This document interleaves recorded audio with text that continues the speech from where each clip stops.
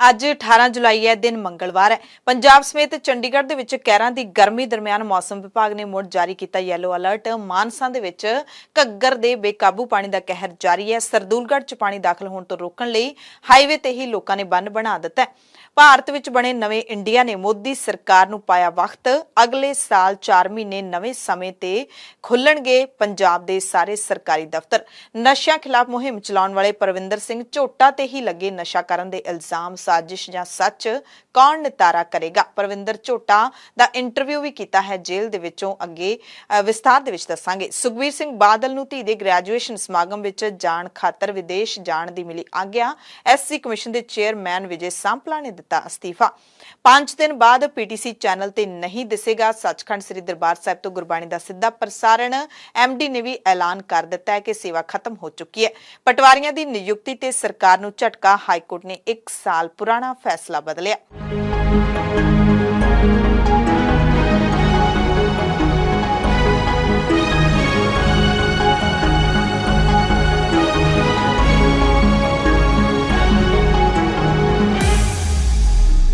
ਸਤਿ ਸ਼੍ਰੀ ਅਕਾਲ ਜੀ ਦਾ ਖਾਲਸ ਟੀਵੀ ਦੇਖਣ ਵਾਲੇ ਦੇਸ਼ ਦੁਨੀਆ ਦੇ ਸਾਡੇ ਸਾਰੇ ਦਰਸ਼ਕਾਂ ਦਾ ਬਹੁਤ-ਬਹੁਤ ਸਵਾਗਤ ਹੈ। ਪੰਜਾਬ, ਭਾਰਤ ਅਤੇ ਦੁਨੀਆ ਭਰ ਦੇ ਖਾਸ ਐਮਰਜੈਂਸੀ ਬੁਲੇਟਿਨ ਦੇ ਨਾਲ ਮੈਂ ਹਰਸ਼ਰਨ ਕੌਰ। ਇਸ ਖਾਸ ਬੁਲੇਟਿਨ ਦੇ ਵਿੱਚ ਦੱਸਾਂਗੇ ਤੁਹਾਨੂੰ ਅੱਜ ਦੀਆਂ ਸਾਰੀਆਂ ਵੱਡੀਆਂ ਤਾਜ਼ਾ ਤੇ ਅਹਿਮ ਖਬਰਾਂ। ਸ਼ੁਰੂਆਤ ਕਰਾਂਗੇ ਮੌਸਮ ਦੀ ਤਾਜ਼ਾ ਜਾਣਕਾਰੀ ਤੋਂ। ਚੰਡੀਗੜ੍ਹ, ਪੰਜਾਬ ਤੇ ਹਰਿਆਣਾ ਦੇ ਵਿੱਚ ਆਉਣ ਵਾਲੇ ਦਿਨਾਂ ਦੇ ਵਿੱਚ ਮੌਸਮ ਦਿੱਕਤਾਂ ਵਧਾ ਸਕਦਾ ਹੈ। ਭਾਰਤੀ ਮੌਸਮ ਵਿਭਾਗ ਦੇ ਮੁਤਾਬਿਕ ਭਾਰੀ ਮੀਂਹ ਦੇ ਨਾਲ ਜਨਜੀਵਨ ਇੱਕ ਵਾਰੀ ਫੇਰ ਪ੍ਰਭਾਵਿਤ ਹੋ ਸਕਦਾ ਹੈ। ਮੌਸਮ ਵਿਭਾਗ ਦੇ ਸੀਨੀਅਰ ਅਧਿਕਾਰੀ ਏਕੇ ਸਿੰਘ ਦੇ ਮੁਤਾਬਿਕ ਇਸ ਸਮੇਂ ਇਹਨਾਂ ਸੂਬਿਆਂ ਦੇ ਵਿੱਚ ਮੌਨਸੂਨ ਪੂਰੀ ਤਰ੍ਹਾਂ ਦੇ ਨਾਲ ਸਰਗਰਮ ਹੈ। ਪੰਜਾਬ, ਹਰਿਆਣਾ, ਚੰਡੀਗੜ੍ਹ 'ਚ ਮੀਂਹ ਪੈਣ ਦੀ ਪੂਰੀ ਸੰਭਾਵਨਾ ਹੈ। ਕੁਝ ਇਲਾਕੇ ਤਾਂ ਅਜਿਹੇ ਨੇ ਜਿੱਥੇ ਭਾਰੀ ਮੀਂਹ ਲਗਾਤਾਰ ਪੈ ਰਿਹਾ ਹੈ। ਉਹਨਾਂ ਕਿਹਾ ਕਿ 3 ਤੋਂ 4 ਦਿਨ ਇਸੇ ਤਰ੍ਹਾਂ ਦਾ ਮੌਸਮ ਰਹਿਣ ਵਾਲਾ ਹੈ। ਪਠਾਨਕੋਟ ਤੇ ਗੁਰਦਾਸਪੁਰ ਦੇ ਵਿੱਚ ਜ਼ਿਆਦਾ ਮੀਂਹ ਦੀ ਭਵਿੱਖਬਾਣੀ ਆਈ ਹੈ ਤੇ ਕਹਿੰਦੇ ਮੌਸਮ ਵਿਭਾਗ ਦੀਆਂ ਲਗਾਤਾਰ ਮੀਟਿੰਗਾਂ ਹੋ ਰਹੀਆਂ ਨੇ। ਪਹਾੜੀਆਂ ਦੇ ਨਾਲ ਲੱਗਦੇ ਇਲਾਕਿਆਂ ਦੇ ਵਿੱਚ ਭਾਰੀ ਮੀਂਹ ਪੈਣ ਦੀ ਭਵਿੱਖਬਾਣੀ ਜਾਰੀ ਕੀਤੀ ਗਈ ਹੈ। ਪੰਜਾਬ ਦੇ ਵਿੱਚ ਅਗਲੇ 4 ਦਿਨਾਂ ਦੌਰਾਨ ਗਰਜ ਚਮਕ ਨਾਲ ਮੀਂਹ ਦਾ ਫੇਰ ਚੰਡੀਗੜ੍ਹ ਮੌਸਮ ਵਿਭਾਗ ਨੇ ਯੈਲੋ ਅਲਰਟ ਜਾਰੀ ਕੀਤਾ ਹੈ। 19 ਜੁਲਾਈ ਨੂੰ ਸੂਬੇ ਦੇ ਮਾਝਾ ਤੇ ਦੁਆਬਾ ਦੇ ਜ਼ਿਆਦਾਤਰ ਹਿੱਸੇ ਵਿੱਚ ਤੇ ਪੱਛਮੀ ਤੇ ਪੂਰਬੀ ਮਾਲਵਾ ਦੇ ਕੁਝ ਹਿੱਸੇ ਵਿੱਚ ਗਰਜ ਚਮਕ ਦੇ ਨਾਲ ਮੀਂਹ ਪਊਗਾ।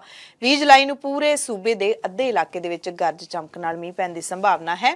21 ਜੁਲਾਈ ਨੂੰ ਮਾਝਾ, ਦੁਆਬਾ ਤੇ ਪੂਰਬੀ ਮਾਲਵਾ ਦੇ ਜ਼ਿਆਦਾਤਰ ਹਿੱਸੇ ਵਿੱਚ ਗਰਜ ਚਮਕ ਨਾਲ ਮੀਂਹ ਪਵੇਗਾ, ਜਦਕਿ ਪੱਛਮੀ ਮਾਲਵੇ 'ਚ ਕਿਤੇ-ਕਿਤੇ ਮੀਂਹ ਪਊਗਾ। 22 ਜੁਲਾਈ ਨੂੰ ਮਾਝਾ, ਦੁਆਬਾ ਤੇ ਪੂਰਬੀ ਮਾਲਵਾ ਦੇ ਜ਼ਿਆਦਾਤਰ ਹਿੱਸਿਆਂ ਵਿੱਚ ਭਰਵਾਂ ਮੀਂਹ पऊगा। पश्चिमी मालवे के कुछ हिस्से दे विच मींह पैण दी संभावना है। नहीं, देखिए रेनफॉल तो कंटिन्यू रहेगा क्योंकि मानसून पूरी तरह से एक्टिव है। मानसून पूरी तरह से एक्टिव है, लेकिन पंजाब के भी उन पार्ट्स में जो कि इससे जो बिल्कुल नॉर्थ पहाड़ों से सटे हुए हैं, जैसे कि पठानकोट हो गया, गुरदासपुर हो गया, यहाँ पर रेनफॉल थोड़ा ज्यादा हो सकता है, लेकिन हेवी रेनफॉल की भी संभावना नहीं है। हाँ, नॉर्मल जो रेनफॉल होता है लाइट टू मॉडरेट वो आपको कंटिन्यू रहेगा। पंजाब दे विच पानी दे कहर दी गल कर लईए तां मानसा नूं छड्ड के बाकी इलाकिਆਂ ਦੇ ਵਿੱਚ ਪਾਣੀ ਕਿਤੇ ਤਾਂ ਲਗਭਗ ਸੁੱਕ ਗਿਆ ਹੈ, ਕਿਤੇ ਖਤਮ ਹੋ ਰਿਹਾ ਹੈ, ਹੌਲੀ-ਹੌਲੀ ਸੁੱਕ ਰਿਹਾ ਹੈ। ਜ਼ਿੰਦਗੀ ਹੈ ਜਿਹੜੀ ਹੌਲੀ-ਹੌਲੀ ਪਟੜੀ ਦੇ ਉੱਤੇ ਚੜ ਰਹੀ ਹੈ। ਜਿਹੜਾ ਨੁਕਸਾਨ ਹੋਇਆ ਉਹਦੀ ਭਰਪਾਈ ਤਾਂ ਕਈ ਚਿਰਾਂ ਤੱਕ ਨਹੀਂ ਹੋ ਸਕਦੀ, ਪਰ ਇੱਥੇ ਹਾਲਾਤ ਹੌਲੀ-ਹੌਲੀ ਜਿਹੜੇ ਠੀਕ ਹੋਣੇ ਸ਼ੁਰੂ ਹੋ ਗਏ ਨੇ, ਪਰ ਹਾਲੇ ਵੀ ਸਮੱਸਿਆਵਾਂ ਜਿਹੜੀਆਂ ਪੂਰੀਆਂ ਆ ਰਹੀਆਂ ਨੇ। ਪਾਣੀ ਖੜਨ ਤੋਂ ਬਾਅਦ ਲੋਕਾਂ ਨੂੰ ਸਭ ਤੋਂ ਵੱਡੀ ਸਮੱਸਿਆ ਸਿਹਤ ਦੇ ਨਾਲ ਜੁੜੀ ਹੋਈ ਪੈਦਾ ਹੁੰਦੀ ਹੈ। ਬਿਮਾਰੀਆਂ ਸ਼ੁਰੂ ਹੋ ਜਾਂਦੀਆਂ ਨੇ। ਮੋਹਾਲੀ ਦੇ ਨਾਲ ਲੱਗਦੇ ਇਲਾਕਿਆਂ ਦੇ ਵਿੱਚ ਕਈ ਪਿੰਡਾਂ ਦੇ ਵਿੱਚ, ਕਲੋਨੀਆਂ ਦੇ ਵਿੱਚ ਜਿੱਥੇ ਕਈ ਫੁੱਟ ਤੱਕ ਪਾਣੀ ਖੜਾ ਹੋਇਆ ਸੀ, ਉੱਥੇ ਡਾਇਰੀਆ, ਹੈਜ਼ਾ ਵਰਗੀਆਂ ਬਿਮਾਰੀਆਂ ਫੈਲ ਰਹੀਆਂ ਨੇ। ਮਾਨਸਾ ਤੇ ਸਰਦੂਲਗੜ੍ਹ ਦੇ ਕੀ ਹਾਲਾਤ ਨੇ? ਘੱਗਰ ਦੇ ਪਾਣੀ ਦਾ ਕਹਿਰ ਥੰਮਿਆ ਜਾਂ ਨਹੀਂ? ਲੋਕਾਂ ਨੇ ਹਾਈਵੇ ਤੇ ਹੀ ਬੰਨ ਬਣਾਉਣਾ ਕਿਉਂ ਚਾਲੂ ਕਰ ਦਿੱਤਾ ਹੈ? ਸਾਰੀ ਜਾਣਕਾਰੀ ਵੀ ਤੁਹਾਨੂੰ ਦੇ ਦਿੰਦੇ ਆ। ਹਲਕਾ ਸਰਦੂਲਗੜ੍ਹ ਦੇ ਪਿੰਡ ਫੂਸ ਮੰਡੀ ਨੇੜੇ ਘੱਗਰ ਨਦੀ ਦੇ ਵਿੱਚ ਲਗਭਗ 50 ਫੁੱਟ ਦਾ ਪਾੜ ਪੈ ਚੁੱਕਿਆ, ਯਾਨੀ ਕਿ ਮਾਨਸਾ ਜ਼ਿਲ੍ਹੇ ਦੇ ਵਿੱਚ ਘੱਗਰ ਦਰਿਆ ਦੇ ਵਿੱਚ 3 ਪਾੜ ਪੈ ਚੁੱਕੇ ਨੇ। ਚਾਂਦਪੁਰੇ ਵਾਲਾ ਪਾੜ ਤਾਂ 150 ਤੋਂ ਲੈ ਕੇ 200 ਫੁੱਟ ਤੱਕ ਵੱਡਾ ਹੋ ਗਿਆ ਤੇ ਜਿਹੜਾ ਫੂਸ ਮੰਡੀ ਦੇ ਕੋਲੋਂ ਲੰਘਦੇ ਘੱਗਰ ਦਰਿਆ ਦੇ ਵਿੱਚ ਪਾੜ ਪਿਆ ਹੈ, ਉਸ ਦੀ ਸਭ ਤੋਂ ਵੱਡੀ ਮਾਰ ਹੈ ਜਿਹੜੀ ਉਹ ਫੂਸ ਮੰਡੀ, ਸਾਧੂਵਾਲਾ ਤੇ ਸਰਦੂਲਗੜ੍ਹ ਸ਼ਹਿਰ ਦੇ ਵਿੱਚ ਪਵੇਗੀ। ਇਸ ਮਾਰ ਤੋਂ ਬਚਣ ਦੇ ਲਈ ਸਥਾਨਕ ਲੋਕਾਂ ਨੇ ਜੰਗੀ ਪੱਧਰ ਤੇ ਤਿਆਰੀਆਂ ਸ਼ੁਰੂ ਕਰ ਦਿੱਤੀਆਂ। ਕਿਸਾਨ ਵੀ ਆਪੋ ਆਪਣੇ ਟਰੈਕਟਰ ਲੈ ਕੇ ਪਹੁੰਚ ਗਏ, ਮਿੱਟੀ ਲਿਆਉਣੀ ਸ਼ੁਰੂ ਕਰ ਦਿੱਤੀ। ਚਾਰੇ ਪਾਸੇ ਸੜਕਾਂ ਤੇ ਇਹਨਾਂ ਨੇ ਪਿੰਡ ਦੇ ਮਿੱਟੀ ਪਾਉਣੀ ਸ਼ੁਰੂ ਕਰ ਦਿੱਤੀ। ਫੂਸ ਮੰਡੀ ਜਿਹੜਾ ਪਿੰਡ ਹੈ, ਹੜ੍ਹ ਤੋਂ ਬਚਣ ਦੇ ਲਈ ਲੋਕਾਂ ਨੇ ਟਰੈਕਟਰ, ਟਰਾਲੀਆਂ ਤੇ ਜੇਸੀਬੀ ਦੇ ਨਾਲ ਬੰਨ ਬਣਾ ਦਿੱਤਾ। ਪਿੰਡ ਵਾਲਿਆਂ ਦਾ ਕਹਿਣਾ ਹੈ ਕਿ ਪਹਿਲਾਂ ਵੀ ਘੱਗਰ 'ਚ ਪਾੜ ਪਏ ਨੇ, ਪਰ ਉਸ ਵਕਤ ਕੋਈ ਇੰਤਜ਼ਾਮ ਨਹੀਂ ਕੀਤਾ ਗਿਆ। ਇਸ ਵਾਰੀ ਸਾਰੇ ਪਿੰਡ ਵਾਲਿਆਂ ਨੇ ਏਕੇ ਦਾ ਪ੍ਰਗਟਾਵਾ ਕੀਤਾ। ਉਧਰ ਮਾਨਸਾ ਸਿਰਸਾ ਕੌਮੀ ਮਾਰਗ ਨੂੰ ਵੀ ਇੱਕ ਪਾਸੜ ਚਲਾਇਆ ਜਾ ਰਿਹਾ ਹੈ। ਸੜਕ ਦੇ ਦੂਸਰੇ ਪਾਸੇ ਬੰਨ ਮਾਰ ਦਿੱਤਾ ਹੈ ਤੇ ਇਹਨੂੰ ਹੋਰ ਮਜ਼ਬੂਤ ਕੀਤਾ ਜਾ ਰਿਹਾ ਹੈ। ਇਸ ਸੜਕ ਤੋਂ ਭਾਰੀ ਵਾਹਨਾਂ ਦੀ ਆਵਾਜਾਈ ਬੰਦ ਕਰ ਦਿੱਤੀ ਗਈ ਹੈ। ਬੇਸ਼ੱਕ ਲੋਕਾਂ ਦੇ ਵੱਲੋਂ ਕਈ ਦਿਨਾਂ ਤੋਂ ਬੰਨਾਂ ਨੂੰ ਮਜ਼ਬੂਤ ਕੀਤਾ ਜਾ ਰਿਹਾ ਸੀ, ਰਾਤਾਂ ਨੂੰ ਜਾਗ ਕੇ ਨਿਗਾਹ ਰੱਖੀ ਜਾ ਰਹੀ ਸੀ, ਪਰ ਘੱਗਰ ਦੇ ਵਿੱਚ ਪਾਣੀ ਦਾ ਪੱਧਰ ਵਧਣ ਕਰਕੇ ਪਾੜ ਪੈ ਗਿਆ, ਜਿੱਥੇ ਲੋਕਾਂ ਦੇ ਵੱਲੋਂ ਪ੍ਰਸ਼ਾਸਨ ਤੇ ਫੌਜ ਦੀ ਮਦਦ ਨਾਲ ਬੰਨ ਨੂੰ ਪੂਰਨ ਦੇ ਯਤਨ ਕੀਤੇ ਜਾ ਰਹੇ ਨੇ, ਉੱਥੇ ਹੀ ਲੋਕ ਆਪਣਾ ਜ਼ਰੂਰੀ ਸਮਾਨ ਤੇ ਪਸ਼ੂ ਢਾਂਡਾ ਲੈ ਕੇ ਸੁਰੱਖਿਅਤ ਥਾਵਾਂ ਵੱਲ ਜਾਣੇ ਵੀ ਸ਼ੁਰੂ ਹੋ ਚੁੱਕੇ ਨੇ। ਲੋਕਾਂ ਦੇ ਵੱਲੋਂ ਸਾਧੂਵਾਲਾ ਤੇ ਸਰਦੂਲਗੜ੍ਹ ਨੂੰ ਪਾਣੀ ਤੋਂ ਬਚਾਉਣ ਦੇ ਲਈ ਸਾਧੂਵਾਲਾ ਸੜਕ ਤੇ ਵੀ ਨਵੇਂ ਸਿਰੇ ਤੋਂ ਬੰਨ ਬਣਾਉਣਾ ਸ਼ੁਰੂ ਕਰ ਦਿੱਤਾ ਹੈ। ਰਾਹਤ ਦੀ ਗੱਲ ਇਹ ਹੈ ਕਿ ਹਾਲੇ ਤੱਕ ਇਹ ਇਲਾਕੇ ਨੇ ਜਿਹੜੇ ਉਹ ਪਾਣੀ ਦੀ ਮਾਰ ਤੋਂ ਸੁਰੱਖਿਅਤ ਨੇ। ਸਰਦੂਲਗੜ੍ਹ ਸ਼ਹਿਰ ਦੇ ਵਿੱਚ ਪਾਣੀ ਨਹੀਂ ਪਹੁੰਚਿਆ ਹੈ। ਅਫਵਾਹਾਂ ਤੋਂ ਜ਼ਰੂਰ ਲੋਕ ਬਚਣ। 3 ਦਿਨ ਪਹਿਲਾਂ ਜਿਹੜਾ ਚਾਂਦਪੁਰਾ ਵਾਲਾ ਬੰਨ ਟੁੱਟਿਆ ਸੀ, ਉਸ ਬੰਨ ਨੂੰ ਪੂਰਨ ਦੀ ਆਖਿਰਕਾਰ ਹਰਿਆਣਾ ਸਰਕਾਰ ਨੇ ਇਜਾਜ਼ਤ ਦੇ ਦਿੱਤੀ ਹੈ। ਲੰਘੇ ਦਿਨ ਪੰਜਾਬ ਦੇ ਅਧਿਕਾਰੀ ਬੰਨ ਪੂਰਨ ਲਈ ਪਹੁੰਚੇ ਤਾਂ ਹਰਿਆਣਾ ਪੁਲਿਸ ਨੇ ਉਹਨਾਂ ਨੂੰ ਰੋਕ ਦਿੱਤਾ ਸੀ। ਹਰਿਆਣੇ ਨੇ ਚਾਂਦਪੁਰਾ ਨੇੜੇ ਆਪਣੇ ਵਾਲੇ ਪਾਸੇ ਧਾਰਾ 144 ਲਾਈ ਹੋਈ ਸੀ, ਜਿਸ ਕਰਕੇ ਕਿਸੇ ਨੂੰ ਵੀ ਇੱਥੇ ਜਾਣ ਨਹੀਂ ਦਿੱਤਾ ਜਾ ਰਿਹਾ ਸੀ। ਕਿਸਾਨਾਂ ਨੇ ਪਿਛਲੇ ਦਿਨ ਇਹਦਾ ਵਿਰੋਧ ਵੀ ਕੀਤਾ ਸੀ। ਹੁਣ ਵਿਧਾਇਕ ਬੁੱਧਰਾਮ ਨੇ ਜਾਣਕਾਰੀ ਦਿੰਦੇ ਹੋਏ ਦੱਸਿਆ ਕਿ ਆਰਮੀ ਪਹੁੰਚ ਗਈ ਹੈ। ਲੋਕਾਂ ਨੂੰ ਅਪੀਲ ਹੈ ਕਿ ਬੰਨ ਨੇੜਲਾ ਰਾਹ ਤੇ ਥਾਂ ਖਾਲੀ ਕਰ ਦਿੱਤਾ ਜਾਵੇ, ਕਿਉਂਕਿ ਹਰਿਆਣਾ ਸਰਕਾਰ ਨੇ ਸ਼ਰਤ ਰੱਖੀ ਹੈ ਕਿ ਕੋਈ ਵੀ ਪ੍ਰਾਈਵੇਟ ਵਿਅਕਤੀ ਘਟਨਾ ਵਾਲੀ ਥਾਂ ਤੇ ਨਾ ਪਹੁੰਚੇ। ਤੇ ਪੰਜਾਬ ਹਰਿਆਣਾ ਦੀ ਹੱਦ ਤੇ ਵਸੇ ਹੋਏ ਪਿੰਡ ਕੁਲਰੀਆਂ ਦੇ ਵਿੱਚ ਵੀ ਹਾਲਾਤ ਵਿਗੜ ਰਹੇ ਨੇ। ਇੱਥੇ ਕਿਸਾਨਾਂ ਦੀਆਂ ਫਸਲਾਂ ਤਕਰੀਬਨ ਤਬਾਹ ਹੋ ਚੁੱਕੀਆਂ ਨੇ। ਖੇਤਾਂ ਦੇ ਵਿੱਚ ਕਈ ਫੁੱਟ ਪਾਣੀ ਖੜਾ ਹੋਇਆ। ਲੋਕ ਪਰੇਸ਼ਾਨ ਨੇ। ਚਾਂਦਪੁਰਾ ਬੰਨ ਵੀ ਹਾਲੇ ਤੱਕ ਪੂਰਿਆ ਨਹੀਂ ਜਾ ਸਕਿਆ। ਕੁਲਰੀਆਂ ਤੋਂ ਪਾਣੀ ਅੱਗੇ ਹਰਿਆਣਾ ਵੱਲ ਨੂੰ ਵੱਧ ਗਿਆ। ਰਿਉਂਦ ਕਲਾਂ ਪਿੰਡ ਤੋਂ ਅੱਗੇ ਹਰਿਆਣਾ ਦੇ ਬਾਹਮਣ ਵਾਲਾ ਪਿੰਡ ਦੇ ਵਿੱਚ ਵੀ ਪਾਣੀ ਦੀ ਮਾਰ ਹੈ ਜਿਹੜੀ ਉਹ ਦੇਖਣ ਨੂੰ ਮਿਲ ਰਹੀ ਹੈ। ਮਾਨਸਾ ਦੇ ਕੁਲਰੀਆਂ ਪਿੰਡ ਦੇ ਲੋਕ ਅਪੀਲ ਕਰ ਰਹੇ ਨੇ ਕਿ ਰੋਟੀ ਨਹੀਂ, ਸਾਨੂੰ ਮਿੱਟੀ ਦੀ ਲੋੜ ਹੈ। ਮਿੱਟੀ ਪਹੁੰਚਾਈ ਜਾਵੇ ਤਾਂ ਜੋ ਹੜ੍ਹਾਂ ਦੇ ਪਾਣੀ ਨੂੰ ਬੰਨ ਮਾਰ ਕੇ ਮਿੱਟੀ ਦੇ ਨਾਲ ਰੋਕਿਆ ਜਾ ਸਕੇ। ਸਾਨੂੰ ਬੇਨਤੀ ਹੈ ਕਿ ਰਾਸ਼ਨ ਦੀ ਜਗ੍ਹਾ ਸਾਨੂੰ ਮਿੱਟੀ ਦੇ ਗੱਟੇ ਆ ਜਿਹੜੇ ਉਹ ਪਹੁੰਚਾਓ। ਵੱਧ ਤੋਂ ਵੱਧ ਗਿਣਤੀ ਦੇ ਵਿੱਚ ਚਾਂਦਪੁਰਾ ਬੰਨ ਹੈ ਜਿਹੜਾ ਉਹ ਬੰਦ ਕਰਨ ਵਾਸਤੇ ਬੰਦੇ ਪਹੁੰਚੋ। ਕੱਲ ਨੂੰ ਸਵੇਰੇ ਆਪਾਂ ਜਿਹੜਾ ਚਾਂਦਪੁਰਾ ਬੰਨ ਹੈ ਉਹ ਬੰਦ ਕਰਨਾ ਸ਼ੁਰੂ ਕਰਾਂਗੇ। ਪਹਿਲਾਂ ਪਾਣੀ ਦਾ ਵਹਾਅ ਹੈ ਜਿਹੜਾ ਬਹੁਤ ਜ਼ਿਆਦਾ ਸੀ, ਤਾਂ ਕਰਕੇ ਉੱਥੇ ਆਪਾਂ ਜਿਹੜਾ ਬੰਨ ਨੂੰ ਬੰਦ ਕਰਨ ਦਾ ਕੰਮ ਸੀ ਉਹ ਸ਼ੁਰੂ ਨਹੀਂ ਕਰ ਸਕੇ। ਪਾਣੀ ਬਹੁਤ ਤੇਜ਼ ਸਪੀਡ ਦੇ ਸੀ, ਪਰ ਹੁਣ ਪਾਣੀ ਹੈ ਜਿਹੜਾ ਥੋੜਾ ਘਟਿਆ। ਸਾਰੇ ਸੱਜਣਾ ਨੂੰ ਬੇਨਤੀ ਹੈ ਹੱਥ ਬੰਨ੍ਹ ਕੇ ਜਿਹੜੇ ਵੀ ਇਸ ਵੀਡੀਓ ਨੂੰ ਸੁਣਨਗੇ ਕਿ ਕੱਲ ਨੂੰ ਆਪਾਂ ਚਾਂਦਪੁਰੇ ਵਾਲਾ ਬੰਨ ਹੈ ਜਿਹੜਾ ਉਹ ਬੰਦ ਕਰਨਾ ਸ਼ੁਰੂ ਕਰਾਂਗੇ।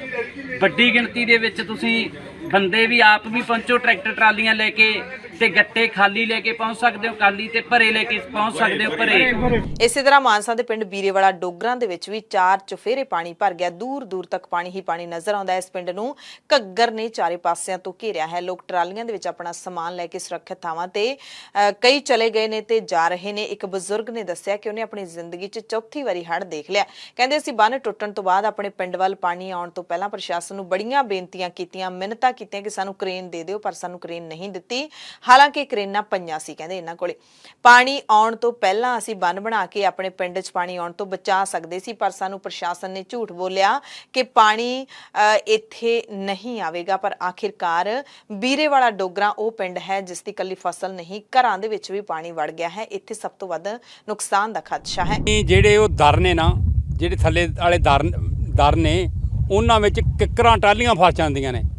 ਪ੍ਰਸ਼ਾਸਨ ਨੂੰ ਜ਼ੋਰ ਲਾ ਕੇ ਮਰ ਗਏ। ਮੈਂ ਡੀਐਸਪੀ ਵੀ ਮੇਰੇ ਕੋਲੇ ਝੂਠ ਮਾਰੀ ਗਿਆ ਵੀ ਹੁਣ ਮੌੜੀ ਆ ਗਈ, ਹੁਣ ਫਲਾਣੀ ਥਾਂ ਤੇ ਆ ਗਈ, ਸਾਨੂੰ ਕਰੇਨ ਨਹੀਂ ਦਿੱਤੀ, ਸਾਨੂੰ ਮਣਕ ਹੈ। ਤੇ ਬੀਰੇਵਾਲਾ ਡੋਗਰਾ ਪਿੰਡ ਦੇ ਵਿੱਚ ਲੋਕਾਂ ਦੀ ਮਦਦ ਦੇ ਲਈ ਇੱਕ ਸੰਸਥਾ ਵੀ ਅੱਗੇ ਆਈ ਹੈ। ਜੰਮੂ ਕਸ਼ਮੀਰ ਤੋਂ ਖਾਲਸਾ ਗੁਰੂ ਨਾਨਕ ਲੰਗਰ ਮਿਸ਼ਨ ਸੰਸਥਾ ਦੇ ਨੌਜਵਾਨ ਇਸ ਪਿੰਡ ਦੇ ਵਿੱਚ ਲੰਗਰ ਲੈ ਕੇ ਪਹੁੰਚੇ ਨੇ। ਕਈ ਘੰਟਿਆਂ ਦਾ ਸਫ਼ਰ ਤੈਅ ਕਰਕੇ ਉਹ ਇੱਥੇ ਆਏ ਨੇ। 3 ਟਰੱਕ ਜੋ ਕਿ ਲੰਗਰ ਲੈ ਕੇ ਗੁਰਦੁਆਰਾ ਸਾਹਿਬ 3 ਟਰੱਕ ਖਲੋਤੇ ਦਿਨ 3 ਦਿਨਾਂ ਤੋਂ ਨਿਰੰਤਰ ਟਰੱਕ 2 ਦਿਨ ਹੋ ਗਏ ਨਿਰੰਤਰ ਇੱਥੇ ਇੱਕ ਰਾਤ ਨੂੰ ਸਟੇ ਕੀਤਾ ਹੈ। ਜੰਮੂ ਜ਼ਿਲ੍ਹੇ ਸੋਸ਼ਲ ਮੀਡੀਆ ਦੇ ਰਾਹੀਂ ਅਸੀਂ ਜਿਹੜੇ ਦੇਖਿਆ ਕਿ ਇਹ ਹਾਲਾਤ ਜੋ ਪੰਜਾਬ ਦੇ ਬਣੇ ਹੋਏ ਹਨ, ਤੇ ਉਸ ਨੂੰ ਦੇਖਦੇ ਹੋਏ ਜੰਮੂ ਦੀ ਸਿੱਖ ਸੰਗਤ ਵੱਲੋਂ ਇੱਕ ਛੋਟਾ ਜਿਹਾ ਉਪਰਾਲਾ ਕਰਕੇ ਉਹਨਾਂ ਨੇ ਇੱਕ ਸੁੱਕਾ ਰਾਸ਼ਨ ਹੋਰ ਜੋ ਵੀ ਸਮੱਗਰੀ ਹੋ ਸਕਦੀ ਸੀ ਇਕੱਤਰ ਉਹ ਭੇਜੀ ਹੈ ਤਾਂ ਕਿ ਹੜ੍ਹ ਪੀੜਤਾਂ ਲਈ। ਤੇ ਕਦੋਂ ਕੁ ਤੁਸੀਂ ਜਿਹੜੇ ਸੇਵਾ ਕਰ ਰਹੇ ਹੋ ਲੰਗਰ ਦੀ, ਜਿੱਥੇ ਹੜ੍ਹ ਆਉਂਦੇ ਨੇ? ਕਿਉਂਕਿ ਕਿਹਾ ਜਾਂਦਾ ਪੰਜਾਬੀ ਇੱਕ ਅਜਿਹੀ ਕੌਮ ਆ ਜਿਹੜੇ ਇਸ ਦੇਸ਼ਾਂ ਵਿਦੇਸ਼ਾਂ ਦੇ ਵਿੱਚ ਜਿੱਥੇ ਵੀ ਹੋਣ, ਕਿਤੇ ਵੀ ਕਿਸੇ ਵੀ ਵਿਅਕਤੀ ਨੂੰ ਜਿਹੜਾ ਉਹ ਭੁੱਖਾ ਨਹੀਂ ਰਹਿਣ ਦਿੰਦੇ। ਇਹ ਸੇਵਾ 2018 ਤੋਂ ਚੱਲ ਰਹੀ ਹੈ। ਗੁਰੂ ਨਾਨਕ ਲੰਗਰ ਮਿਸ਼ਨ ਟਰਸਟ ਰਜਿਸਟਰ ਇਹ 2018 ਤੋਂ ਚੱਲੇ ਕਰਦੀ ਹੈ।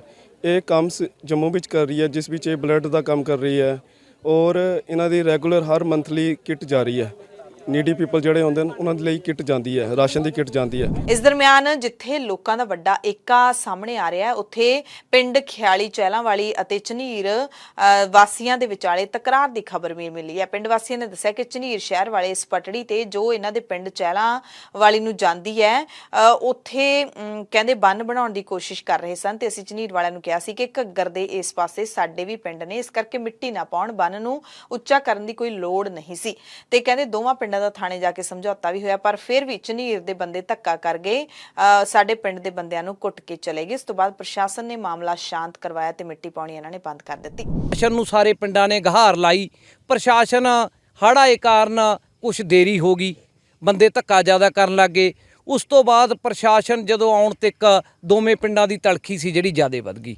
ਉਹ 'ਚ ਝਨੀਰ ਦੇ ਲੋਕ ਜ਼ਿਆਦਾ ਹੋਣ ਕਰਕੇ ਚਹਿਲਾਂ ਵਾਲੀ ਕੋਰ ਵਾਲੇ ਨਾਲ ਧੱਕਾ ਕਰਕੇ ਸਾਡੇ ਬੰਦਿਆਂ ਦੇ ਜਿਹੜੀ ਮਾਰ ਕਟਾਈ ਹੋ ਗਈ।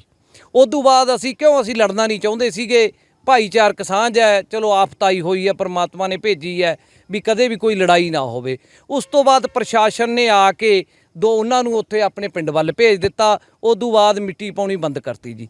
ਅਸੀਂ ਮੁੱਖ ਮੰਤਰੀ ਪੰਜਾਬ ਤੋਂ ਇਹੀ ਮੰਗ ਕਰਦੇ ਆ ਕਿ ਇਸ ਮਾਈਨਰ ਤੇ ਕਿਸੇ ਨੂੰ ਵੀ ਬੰਨਾ ਬਣਾ ਕੇ ਪਿਛਲੇ ਪਿੰਡਾਂ ਨੂੰ ਡੋਬਿਆ ਨਾ ਜਾਵੇ। ਘੱਗਰ ਦਾ ਪਾਣੀ ਹਰਿਆਣਾ ਦੇ ਪਿੰਡ ਬਾਮਣਾ ਵਾਲੀ ਵੀ ਪਹੁੰਚ ਗਿਆ ਹੈ। ਪੰਜਾਬ ਦੇ ਨਾਲ ਲੱਗਦਾ ਹਰਿਆਣਾ ਦਾ ਪਹਿਲਾ ਪਿੰਡ ਹੈ। ਪਾਣੀ ਤੇਜ਼ੀ ਦੇ ਨਾਲ ਇਸ ਪਿੰਡ ਦੇ ਵਿੱਚ ਦਾਖਲ ਹੋਇਆ, ਕਈ ਫੁੱਟ ਪਾਣੀ ਇੱਥੇ ਜਮ੍ਹਾਂ ਹੁੰਦਾ ਦੇਖਿਆ ਜਾ ਰਿਹਾ ਹੈ। ਲੋਕਾਂ ਦਾ ਅੱਧਾ ਸਮਾਨ ਹੈ ਜਿਹੜਾ ਉਹ ਪਾਣੀ ਦੇ ਵਿੱਚ ਡੁੱਬ ਗਿਆ ਹੈ। ਪਿੰਡ ਵਾਸੀਆਂ ਨੇ ਸ਼ਿਕਾਇਤ ਕੀਤੀ ਹੈ ਕਿ ਹਾਲੇ ਤੱਕ ਸਰਕਾਰ ਉਹਨਾਂ ਲਈ ਕੁਝ ਵੀ ਨਹੀਂ ਕਰ ਸਕੀ। ਸੋ ਇੱਥੇ ਸਰਕਾਰ ਦੀ ਨਾਕਾਮੀ ਤਾਂ ਜ਼ਾਹਿਰ ਤੌਰ ਤੇ ਨਜ਼ਰ ਆਉਂਦੀ ਹੈ। ਜਦੋਂ ਪਹਿਲਾਂ ਹੀ ਪਤਾ ਲੱਗ ਗਿਆ ਸੀ ਕਿ ਘੱਗਰ ਦਾ ਪਾਣੀ ਜੇ ਇੱਧਰ ਨੂੰ ਆਉਂਦਾ, ਸੰਗਰੂਰ ਤੋਂ ਬਾਅਦ ਇਹਨੇ ਮਾਨਸਾ ਪਹੁੰਚਣਾ ਹੀ ਪਹੁੰਚਣਾ ਸੀ।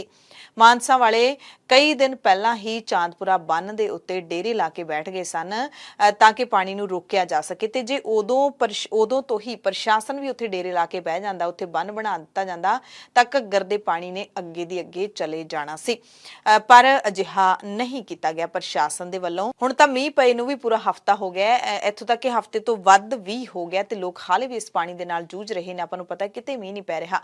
ਘੱਗਰ ਦਾ ਪਾਣੀ ਜਿਹੜਾ ਓਵਰਫਲੋ ਹੋਇਆ ਉਹ ਅੱਗੇ ਦੀ ਅੱਗੇ ਆਉਂਦਾ ਜਾਂਦਾ ਹੈ ਤੇ ਮਾਰੋ ਮਾਰ ਕਰਦਾ ਜਾਂਦਾ। ਜੇ ਪ੍ਰਸ਼ਾਸਨ ਨੇ ਸਮੇਂ ਸਿਰ ਜਿਹੜਾ ਹੈਗਾ ਮੌਕਾ ਸਾਂਭਿਆ ਹੁੰਦਾ ਤਾਂ ਅੱਜ ਮਾਨਸਾ ਦੇ ਲੋਕਾਂ ਨੂੰ ਪਰੇਸ਼ਾਨ ਨਾ ਹੋਣਾ ਪੈਂਦਾ। 3 ਵਜੇ ਬਾਰਡਰਵਾਜ ਦੀ ਕੰਧ ਡਿੱਗੀ ਹੈ ਜੀ ਤੇ ਉਹਦੋਂ ਬਾਅਦ ਪਾਣੀ ਇਹ ਤੋਂ ਖਿੰਡਿਆ ਜੀ ਸਾਰੇ ਕਿਤੇ।